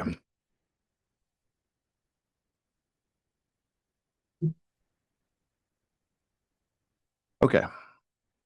Did you have a question? Okay. Our next order of business is approval of findings of fact order. Approval of findings of fact order for 1605 Franklin Street. Attorney LePage, would you like to fill us in on what exactly we're doing today? So at your last meeting, this board made certain motions with regard to 1605 Franklin Street pursuant to the demolition order. As I shared at the last meeting, I have to reduce those to findings of fact and writing. So what I have done is reduce them to writing, and I would like, the board would need to approve it, because it was, a unique, set of circumstances, with opportunities being given. Like I said, I wanted the board to review the same and approve it. Okay. Any questions from the board of Attorney LePage? Any clarifications about what we're doing today? Okay, and then I assume we need to open this up for public comment as well. I don't think you have to, because it would just be approving what you are ordering. And we kind of already from went an through all this. administrative hearing, correct? Right. Yeah. Okay. Any questions of the board? Would anyone like to make a motion? Motion to approve? Support. We'll call for the vote. Mr. Simmons. Aye. Mrs. Tisdale. Aye. Ms. Smith. Aye. Ms. Moore. Aye. Chair votes aye as well.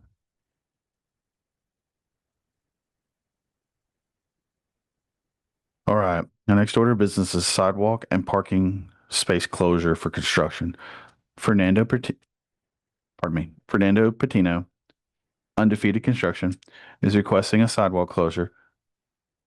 And the closure, I'm sorry, let me back up. Fernando Patino, Undefeated Construction, is requesting a sidewalk closure and closure of 2 parking spots in front of 1605 and 1607 Franklin Street for the debris removal and preservation work of 1605 Franklin Street for approximately September 16th, 2025 through December 31st, 2025. Go ahead. Can I make a note? So the request forms from Fernando were never submitted. I know that the COI was turned in under his construction name and, yes, the Fernando's company was turned in with COI and Werner Graff was the one who originally submitted the request, but their names, the COI and the request form need to match. Got it. So I had asked for that for today's meeting, those updated request forms, and I had never received them. So I just want to make note of that. Perfect.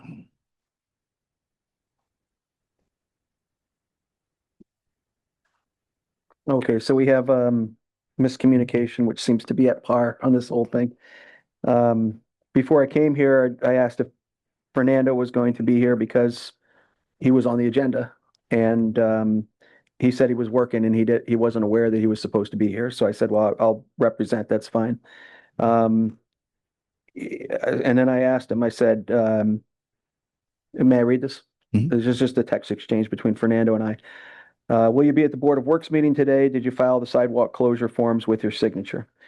Yes, I filed the paperwork. I made a copy of what I emailed in. I'll have one for you tomorrow. I have it in the file. I have in the middle of a job right now, so I can't come. I won't be able to make it today.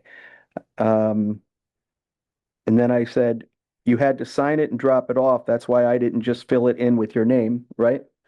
And do it myself. Did you confirm with them that they have it and it was accepted? And this is Fernando. I called and they told me that they would get it to the right lady. She said she was out at the moment and I emailed so that we have a paper trail, not like the last time. So I'm not taking a chance this time.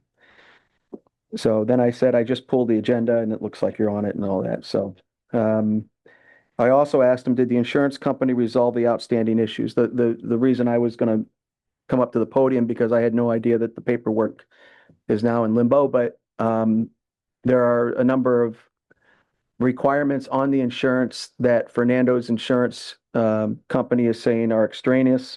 So what I'm asking him to do is to work with the code enforcement or the planning department to make sure that we flatten those things. But the things that are in contention, apparently, the work comp coverage that Fernando has with the city to be a authorized vendor apparently is less than the minimum requirements for this request. I want to remind everybody, all I'm asking for is the sidewalk to be closed so that we can put scaffolding up and so that we can divert the traffic. Now, they're asking for automobile coverage. I've inquired, a couple times, Amber, and nobody's gotten back to me on what automobile coverage is required. So we don't know.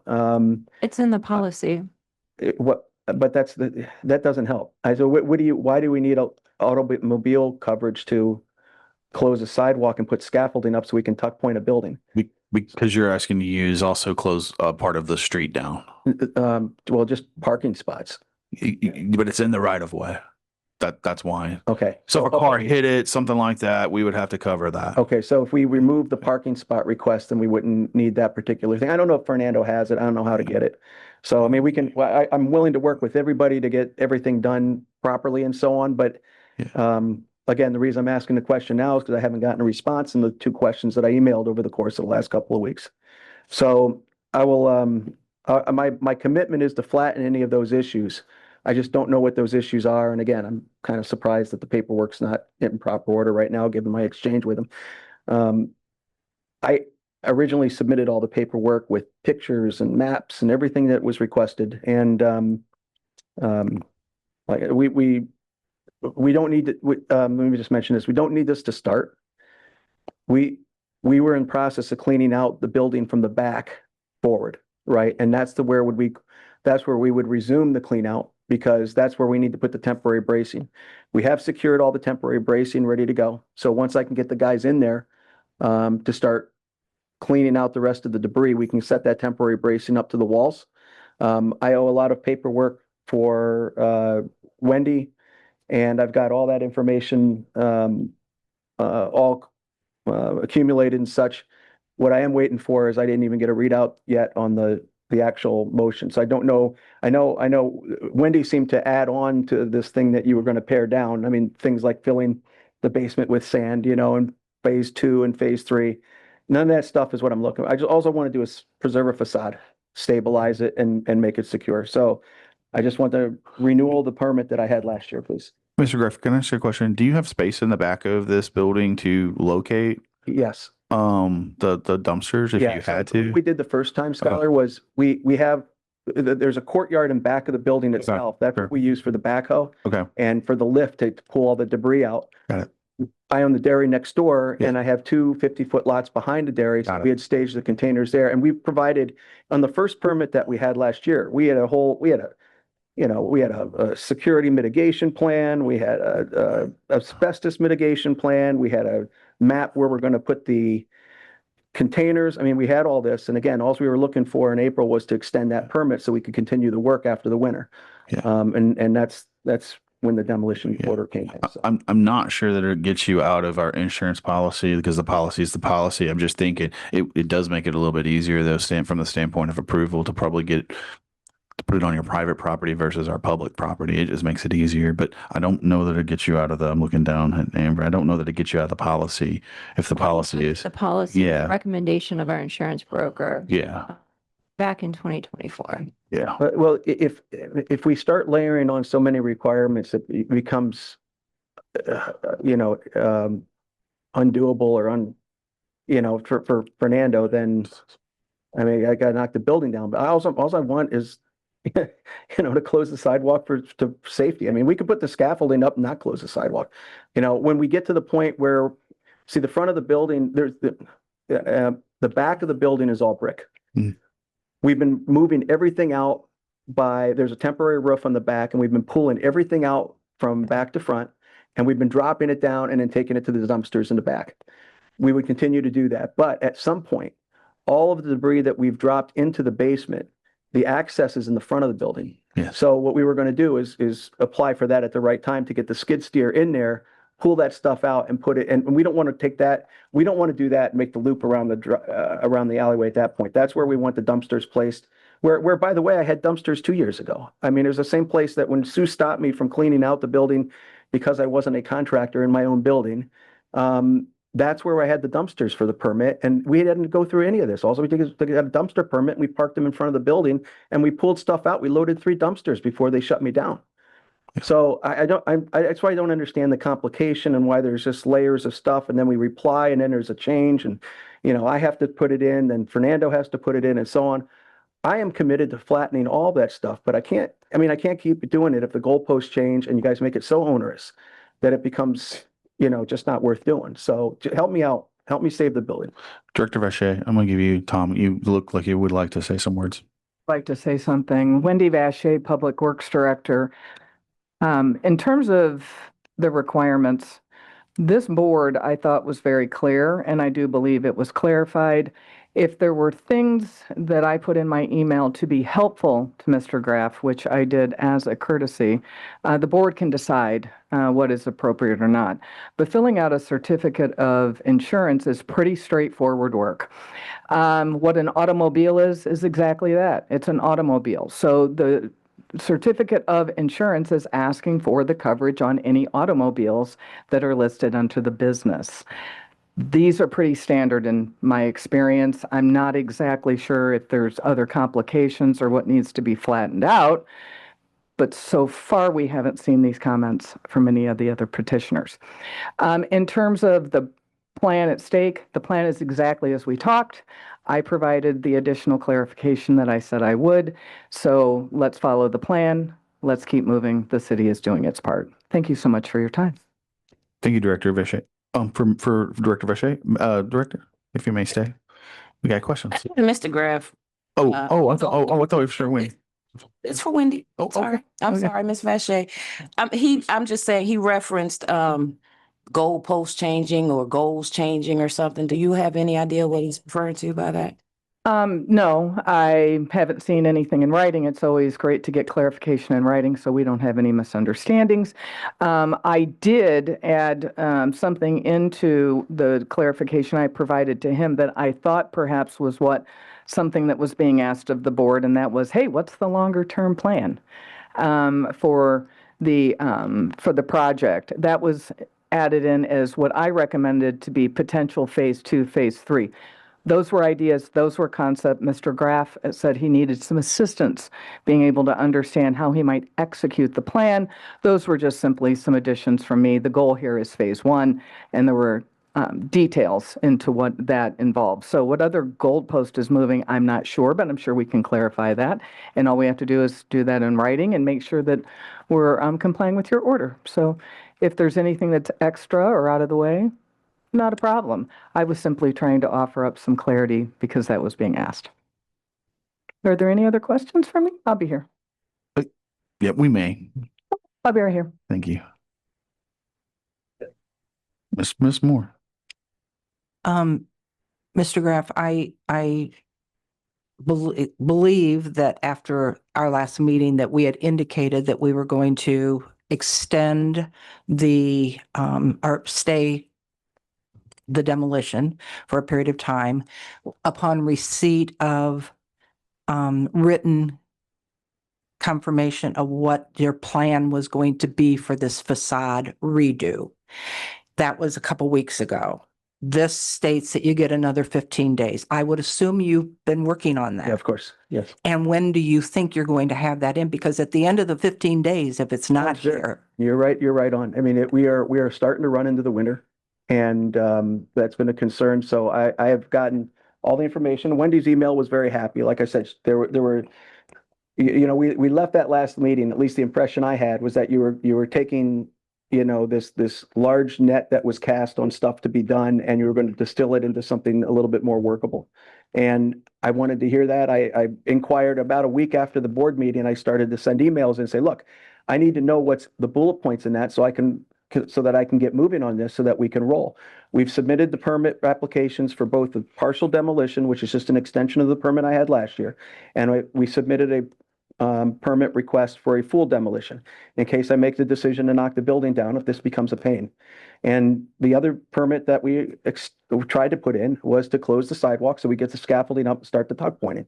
I mean, I just think we're drowning in a drop of water in this thing. I don't know why it has to be so difficult. All I want to do is preserve the facade on the building and get it stabilized. And we could have started this a long time ago, So now but to your point, and I'm sorry for the long-winded answer, but yes, I've been working on it. I've taken Wendy's direction on a lot of that. Some of that I had to filter out because it was in addition to what we even discussed, back then. And there's other things I'm uncomfortable too with, like financial.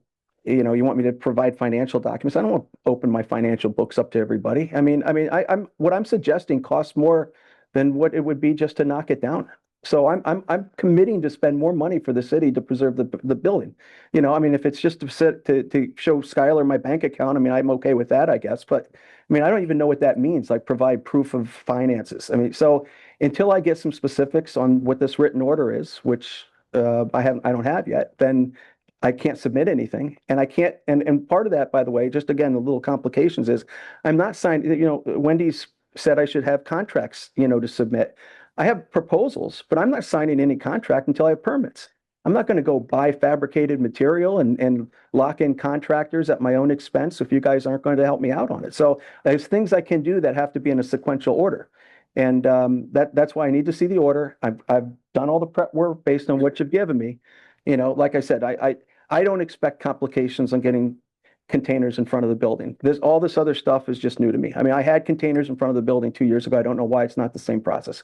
That's what I meant by goalpost changing. I mean, none of this, I've provided all this already, so now I've got new requirements and new layers of requirements and new risks. You guys are making it difficult. So maybe the building comes down. That's the way it goes. But, I'm doing everything I can. Help me. Okay, thank you. And we'd like you to help us. And that means putting down what your schedule is for the next 100 days. Of course. That we've going to allow you if you meet certain requirements, which is putting that in writing so we know what you're planning to do in the next 100 days. Now, granted, if the permits have not been issued, that is not your problem, that's on us. And we can certainly take that into consideration as our goalpost of 30 days are reached and things are reviewed. But I don't know, I don't get the sense that we're holding you up at all, other than right now, we've asked you to do certain things because the demolition order was made. And we need to have so that we can continue to monitor and make sure that it's done within the 100 days that you've requested. You realize I don't have what you just said. I don't have a direction from, I don't have what you just voted on. I don't even have the paper. So now that you've given it to me, in 48 hours, I've used, Wendy's, outline and I've already said, I'm not going to do anything on phase 2 or phase 3. I mean, that's not what I'm trying to accomplish here. What I'm trying to do is stabilize and preserve the facade and get it secure. Make sure that nobody, I know there's concerns of break-in. We're just going to put a whole wall in the front. There's not even going to be doors there, so, give me the order, let me fulfill it. I've already got the pre-work done on it. And then I need permits. If I had a permit in April, I'd be, it might even be done already. So please, I'm happy to move forward.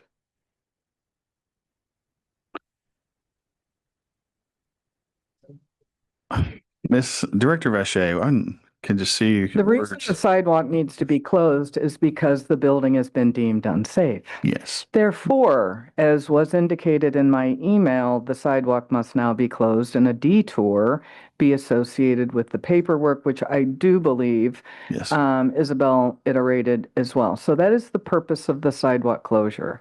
I even offered to come back to this body, and we'll do it, to temporarily also close the alley. That was just as a courtesy and as an additional way to maybe make more room and adjustment and to prohibit people from going back and forth between the buildings. It was not requested.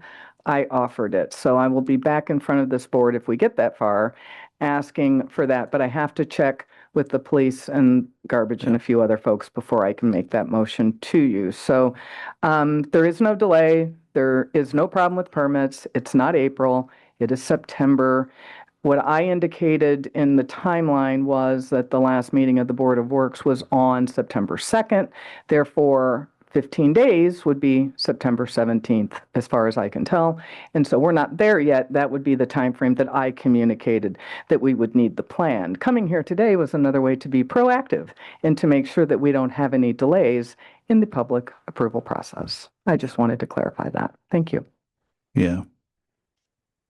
And we set the policy for what's required for insurance, things of that nature. The board sets it, everyone turns it in. It's a pretty common thing. So we just need to get that insurance corrected and get it in. It is what it is. Yes, we will.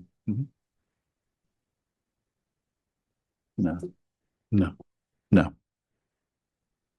Yeah, everybody has to submit it. It'd just be for the public. Yeah. Cool. Yeah. Okay, I'm going to open it up for public comment, and then I'm going to close public comment. Yes, Tommy Kolovic, 1316 Ohio. We just did a project just like this, probably made about 4 or 5 years ago with Leeds Public House. Right there we seem like we bent over backwards for them. We gave them all the street closure and all the thing. And, it seems like we're not being really fair to Mr. Graff here with this. I think he just do it in the same manner that we did with that project. And I just really hope that you allow Mr. Fernando to have the sidewalk closure and his team can get in there and do their work and have a safe and successful project. And Mr. Graff work with the city and the city work with Mr. Graff. And I can't wait to see the end result. And I'm glad we're going to save this building. Good luck, Mr. Graff. Thank you.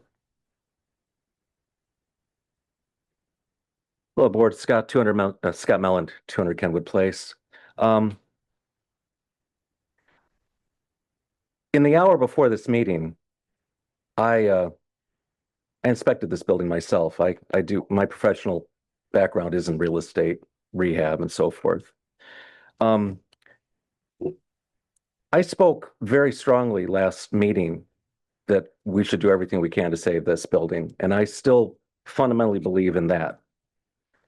But since then, as a member of the public, we're not always fully informed of the facts. What's been going on in the background? What's been going on for several years? And I learned some things in the last 2 weeks that frankly disturbed me.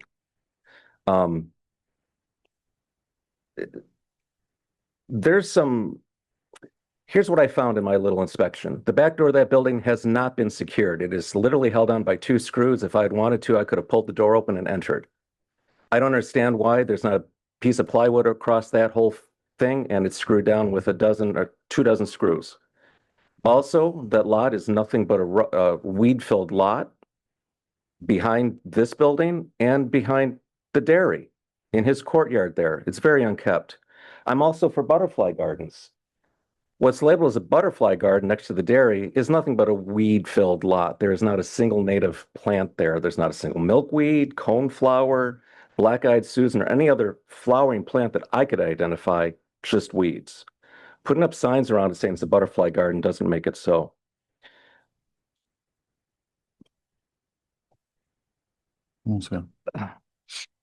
I don't know how to do this without being a little bit personal. I think there's some disingenuousness going around here. I've spoken with many people who have worked with the city, the new people in leadership and planning and redevelopment, and they have nothing but good to say with how accommodating the city is towards development. The very nice rendering that Mr. Graff showed previously, my understanding is it's up to 3 years old, at least 2 years old. Where is the progress? Why isn't the back door secured? Why isn't the property, why are there 3-foot weeds all around it? I don't see a show of good faith here. I hear a lot of circular talking saying, well, you keep changing the rules on me. Hey, dealing with cities is a pain in the tail, but it's what everybody has to do. And proof of funds is a very standard requirement in real estate contracts. You don't have to show them your checking account. There's a format for showing proof of funds, proof of funding, ability to complete a project. So I still want us to do anything we can to facilitate this, but not if we're being misled, not if there's been more going on, not if there's been rudeness to city staff. Things of that nature also count for something. Again, if the overall thing is to save the building, we should do that, but we need to see progress. And given how weak our winters have been, we probably still have a solid 3 months before we're weathered out. So whatever you do, Grant, we need to see some action. Agreed. Thank you. Any other public comments on this item? Any other public comments? I'm going to let Mr. Prespolinski speak first.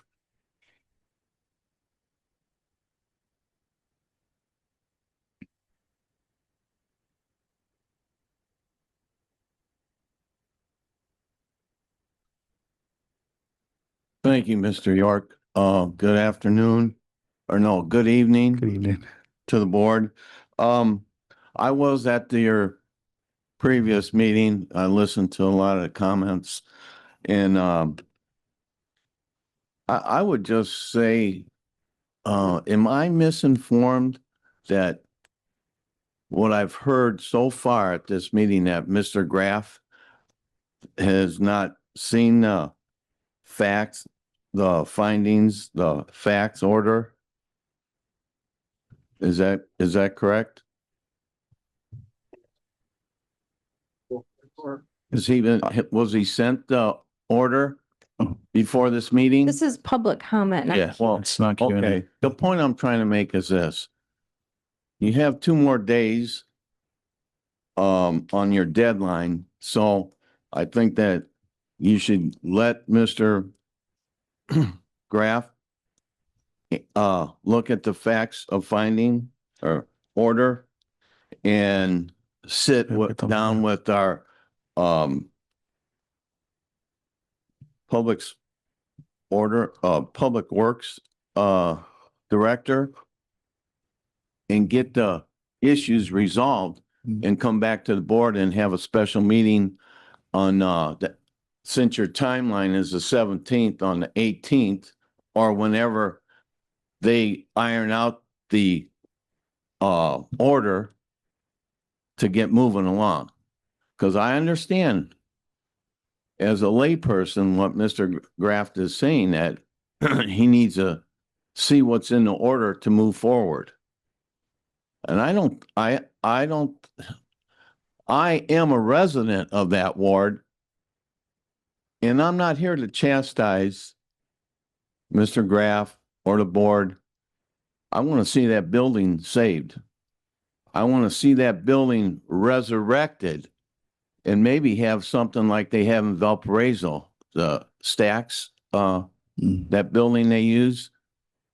So I believe that as his father was developer and investor in Michigan City, I think that Mr. Graff is I really don't understand why. Come on. Okay, let me put it like this. This is being a major uplifting for Midtown. And all I see is stumbling along here. I want to see something happen. I think that we should facilitate that and help Mr. Graff get to where he needs to be. If it doesn't meet the new criteria, well, I think that proof's in the pudding. And if he had the dumpsters, I remember the dumpsters sitting out there, and I don't even remember anybody having a problem with them. So I just want to say that, and I think that you should give Mr. Graff and let him respond to the order with the Public Works Director. Thank you. All right, any other public comments on this item? Any other public comments? Well, hold on. If like, I don't want to just rebuttal back and forth for things. Yeah. Yeah. Get one time to talk. Like, so let's just call public comments off right now. Yeah. I'm going to end public comments. You can sit down. You can sit down. Thank you. We're going to end public comments on this. We're not going to rebuttal back and forth. That's just a waste of time for us. I do believe Ms. Vacher has provided you with things that you know what's going on. In fact, you've probably had more than most. So, with that being said, I guess our option, we don't have what we need here to make this decision today. We don't have the C of I here. It's required of all people that come to us to close down any street. It is a common thing. So that needs to get resolved before we can make a decision. I don't think we can make a decision on this today. So I think the only option we have is probably to table this until we get what we need, or to have it denied and have a new one submitted.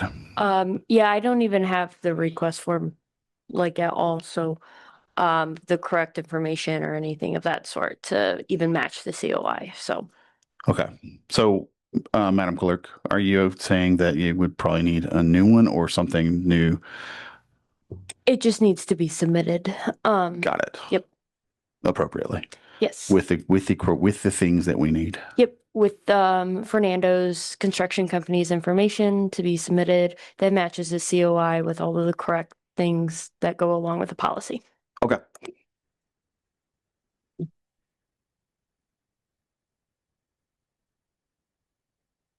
I would also like to know, along with the sidewalk, the detour. So, you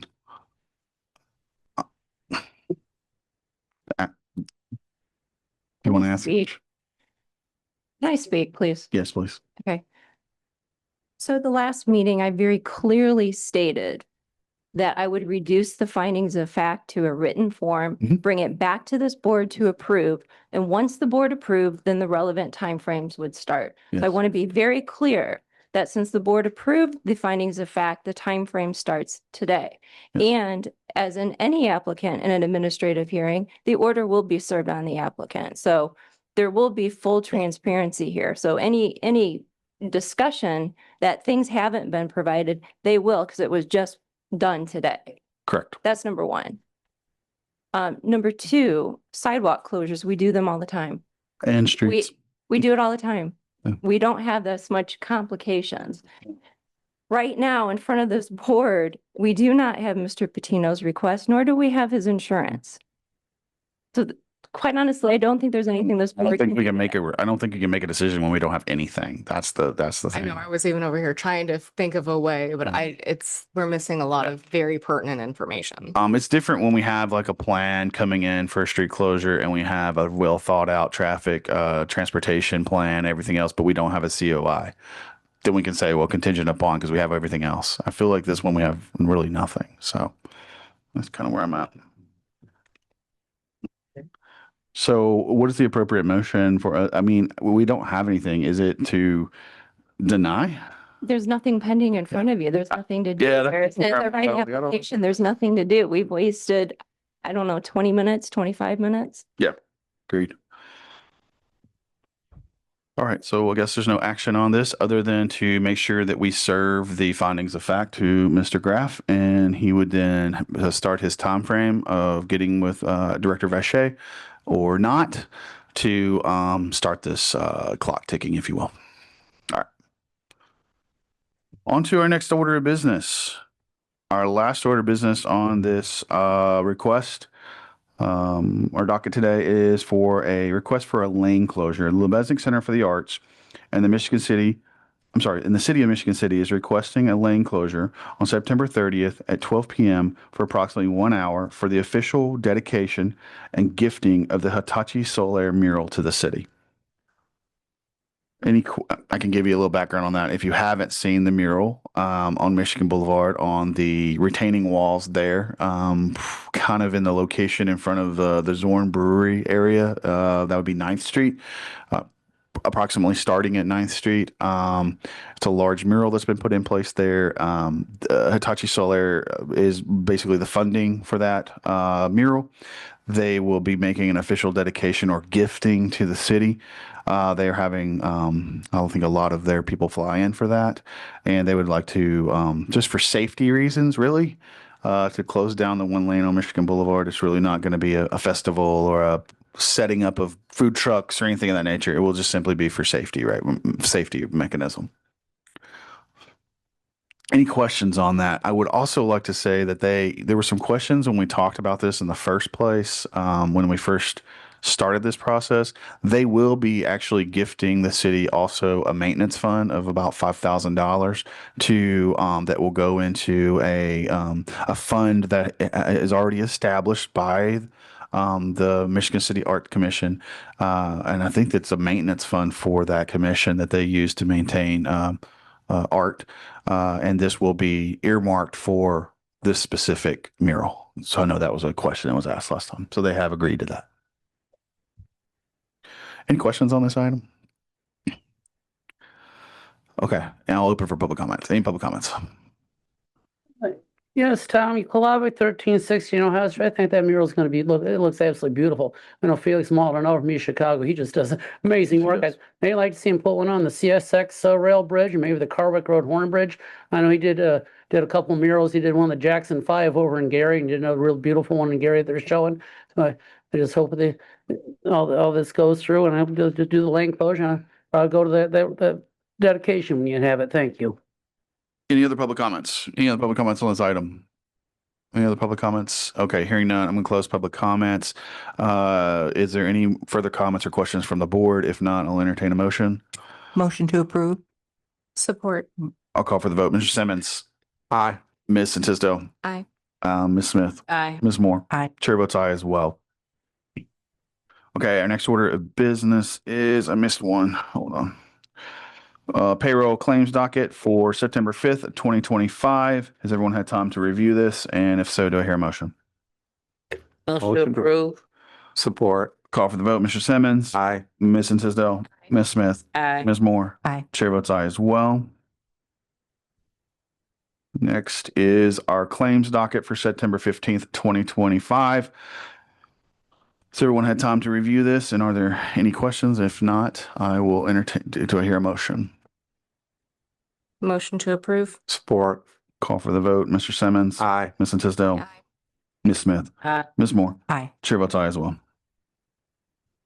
Unfinished business, on to our unfinished business docket. Policy and procedures updates. The Human Resources Department is requesting an update policy and procedures manual. This is an update for policy number 318, health and welfare benefits, and update policy number 505 for tobacco use. This was tabled from our September 2nd meeting in 2025. And good afternoon. How are you doing?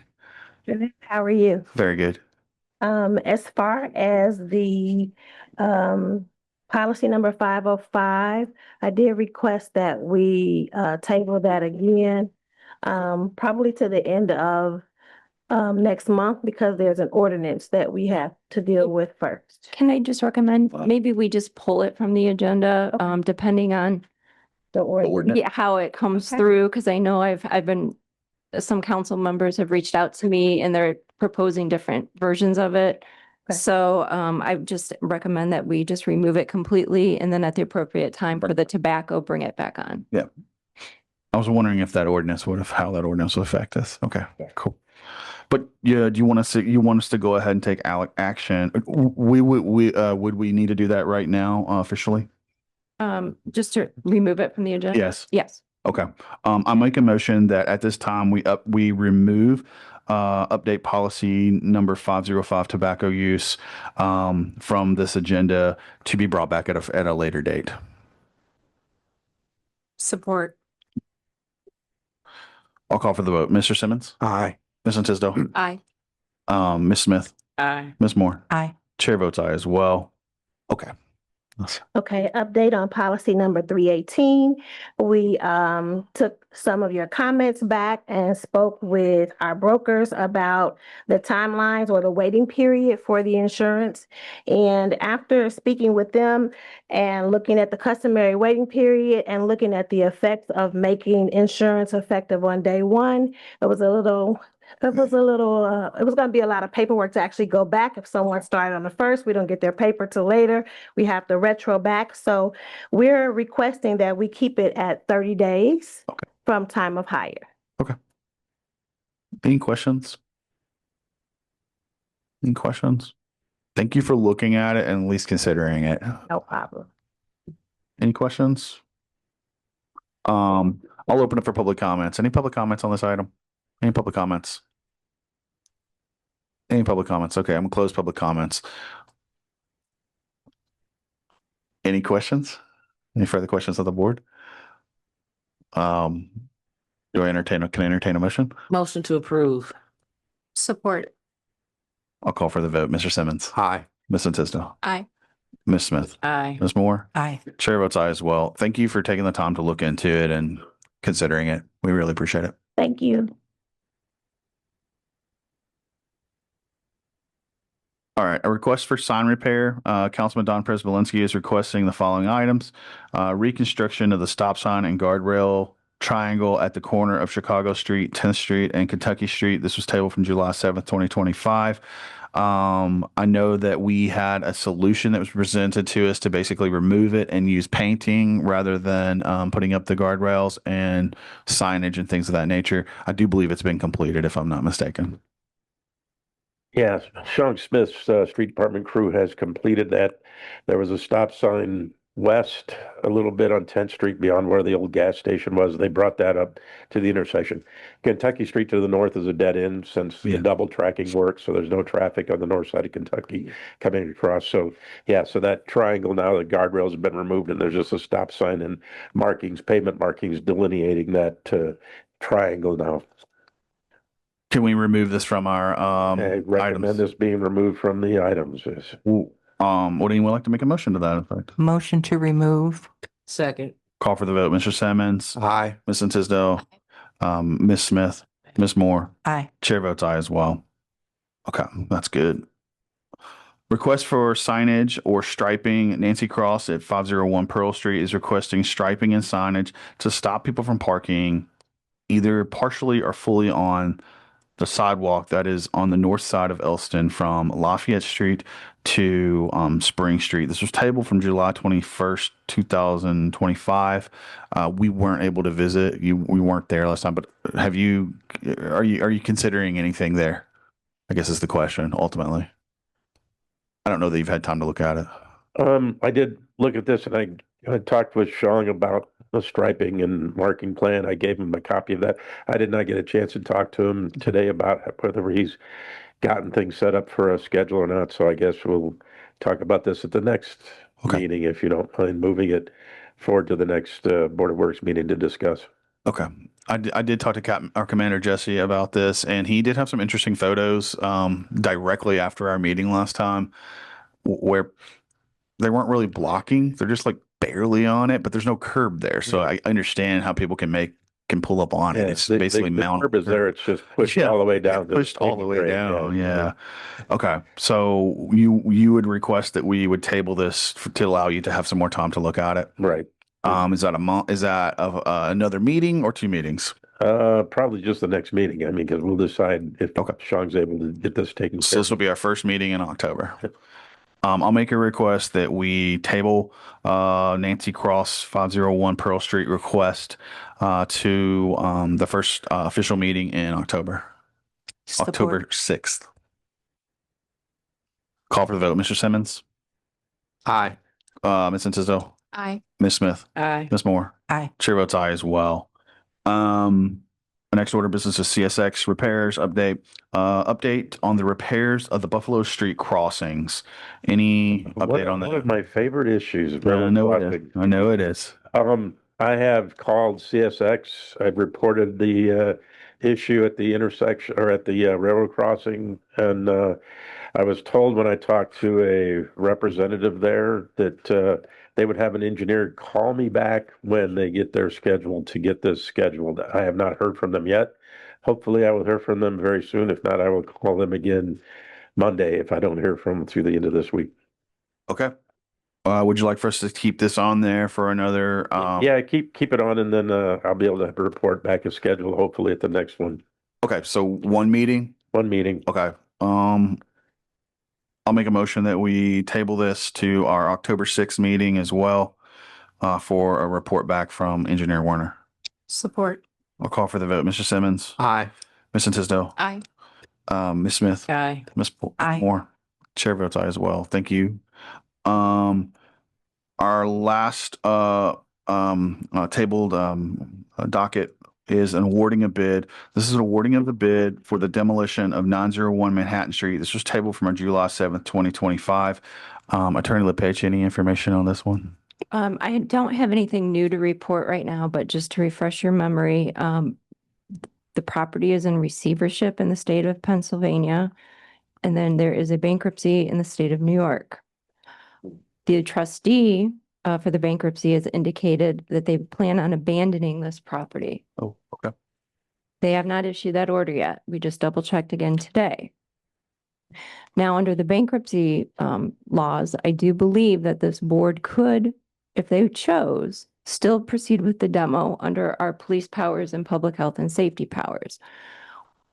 What I can't do is lien without the approval of the bankruptcy trustee. Okay.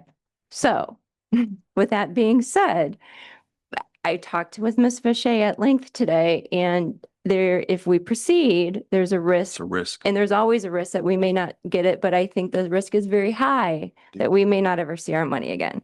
So just to refresh this board's memory, the lowest demo was, the lowest bid for the demo was Green Demolition in the amount of $18,800. I know Ms. Fache, given the budget and finances right now, wanted to take a pause on this, and also Marquette High School representative, Mr. Coleman, was reaching out, wanting to meet with her with a strategic plan of other properties they wanted to acquire around the school. So I think what I'm getting at is we're asking that this be tabled again, at least until November. And I know Mr. Kolavic was kind enough to share with us that he discovered that this property is on the tax sale from LaPorte County this coming October 7th. They're delinquent in their property taxes in the amount of $5,695.60. Thank you so much, Mr. Kolavic. Director Vacher, would you like to say anything? Give you the floor. Final comments for this evening. It's another long meeting, but I just want to support what Attorney LePage and I talked about earlier. This is a complicated one. Yeah. I mean, between the bankruptcies and the filing and the trustee and it being on the tax sale, that is why we're asking for the delay. But I agree. What we don't want is to expend the funds for demolition and not being able to get them back. We have many other properties that we would like to demolish, and so we want to make sure that we're protecting those funds. I do think that in a few weeks, we're going to have a lot of clarity, or as much as we can get. So I'm going to reach back out to Mr. Coleman. I really do think it's within all of our best interest to sit down with Marquette High School and talk about a larger plan, because I believe there are other properties and we would want to have a strategy for that to be good partners. Therefore, nobody is wasting their time and money. So whereas it's continuing on, there's a lot to learn from this, and I do believe it'll come to a place in short order. So we appreciate your patience in this matter. Thank you. Any comments for me? Questions? Thank you so much. Thank you. Mr. Warner, go ahead. I just have one question. Was there a term on these bids for being a valid bid? Did they have a limit on how long these terms would be live? Well, if the board was going to award it, I was going to reach out to the contractor to make sure it's still correct. There wasn't a term. Okay. Generally, we look at about 60 days as our yeah. magic rule. Right. So correct, I've already contemplated that. Thank you. I just wondered. So we're probably 40 days into it. How many days are we into it? Oh, we're okay. We're further along. Yeah. Yeah. Okay. I still feel though that there's a greater a plan here, and it may end up saving us some money and saving us a lot of heartache in the end. To hold up for a minute, and timing is everything. So let's give it some time. That's my recommendation. Just dealing with them before. So, go ahead. Say a motion to table this until our November 3rd meeting. Second. I believe there may have been a public comment. Tommy, I'm going to give you time. You had your hand up. Come on up here, man. Yes, Tommy Kolavic, 131607. If somebody does buy that tax lien, the tax sale, and it goes through the whole year process, that demolition lien is going to get waived, and the city's still going to be on the hook for that demolition. So you might want to just think about table as maybe the first meeting of next year. I want to be clear though. Things all happen. If somebody does buy that tax lien, the demolition order doesn't go away. It still exists. So just for public consumption, it's still in effect. So yeah, what was we had a motion on the floor to table till November 3rd. I'll call for the vote. Mr. Simmons. Aye. Oh, who seconded that? I believe it's Tamika. Mr. Simmons.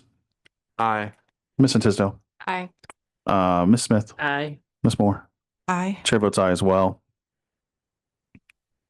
Okay, public comments. Please hold your public comments to 3 minutes. I would very much appreciate it. 3 minutes, Tommy. Kolavic, 1316 Ohio Street. Yesterday I went to King Rest to get me a couple tall boys, and I'm coming back and heading down Chestnut Street, and it says somebody threw their pair of Nike sneakers up in the utility line. That's symbolic of when a gang member gets killed due to the gang or gun violence. So try to get that reminder. You got to call the utility company, write down the telephone pole. I said, maybe turn that to Shaw Friedman Associates. If Friedman, standing up for you, LaporteLegal.com. If they can't deal with the illegal matter, they can just refer you to someone who can. I know they're tearing down the old coal chute. I said, before the demolition crew leaves, have them come and take down their signage and their little shelter there at the old station platform that they abandoned back in April of 2022. Not enough people were riding that Wolverine train to and from Detroit to back to Chicago. So they've kind of abandoned that. That kind of reminds me of the old Union Amtrak station right there at the northern terminus of Broadway, where you go to the steel mill. They're there in Gary. It was featured in the old movie Original Gangsters, starring Fred the Hammer Williamson, and Jim Brown, and Pam Grier. I just want to say, with their last 2 more weeks, 2 more Saturdays of the Michigan City Farm and Forage Farmers Market. I think it was really great this year. With the collective took it over. I think there were more vendors and more people came out to it, and I hope they continue it next year. You hear about the farmers market vendor who had a magic tractor. It turned into a field. Councilman President Belinsky.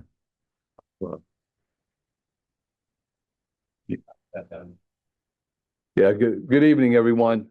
City Councilman Don Przybylski, and I know I've discussed this issue previously, and it follows in line with the railroad issues, but over by the Buffalo Street crossing, I know I also had on the agenda, there was like 250 railroad ties that are piled up there. I look at the agenda and it's not even on the pending list anymore. I would like to see it put back on that pending list so that we get a hold of CSX, so we get those railroad ties out of there. I don't live in that neighborhood. I'm representing people that do live in that neighborhood. They're complaining about looking at this pile of railroad ties, and I'm getting tired of coming up here and talking about it for about the last year and a half. So if we could get something done, I'd greatly appreciate it. But I'd certainly like to see it put back on that, not even the pending list, on the active list to get this taken care of. Thank you. Thank you. For other public comments, come on. You're fine. Just real quick on a speed limit. Great idea on the radar. Spoke to the sergeant on that, or the commander. So I appreciate that. Anything, we just got to try something. If it doesn't work, it doesn't work. But that's a good one. Again, just revisit the speed limits. I know there's discussion. No one's gonna, even if you lower it and raise it, no one's gonna. You know what it is? It's a mindset. We all been there. If we see 30 miles an hour, we think we can go 10 over and be safe. Worse. Yeah. So I figured maybe 20. We lowered a little bit temporarily. Okay, I'll just do 30 now, not do 40. It's just 40 miles an hour in a residential area. I'm pulling on and off that street, and there's just a lot of action on that Royal Road. There's a lot of driveways, and there's a lot of blind spots. If you literally drive up and down that road, go in Mayfield, or go down the street, there's a lot of shrubbery. So that's all. That's my final comment, but appreciate that. Thank you. That timer. Scott Mellon, 200 Kenwood Place. I thought of 3 things about the Royal Road issue. A special enforcement zone, something similar to what the sheriff just announced about passing a bus. If you pass a bus with its stop arm in LaPorte County, you're getting a ticket. 0 tolerance. Perhaps there could be a lower truck speed limit. That's also often done. Perhaps trucks could have a 25-mile-an-hour speed limit. And it probably doesn't work very effectively, but it does. We could station an unused police car somewhere there and then move it around every few days. So it looks like there's somebody there. I'd also like to congratulate Isabel. I really like the pending items being on the back page like that. That was really smart. And also, when I was at the dairy today, I was driving back towards Cool Spring, and lo and behold, at the cellar door, their sign says 0 day or day 0, no, 0 day. And there were 2 people out on the patio. So I pulled a Yui on my bicycle and partook of a beverage on their patio today. So I just want to tell everybody that the cellar door is open. And is it Hutch? Yes. Hutch was very complimentary to the city's assistance in helping him navigate all the various permits he needed to do. And I just want to let everybody know the cellar door is open. I think that's all I had. Thank you again for all the considerations you give all these matters. Thank you, board.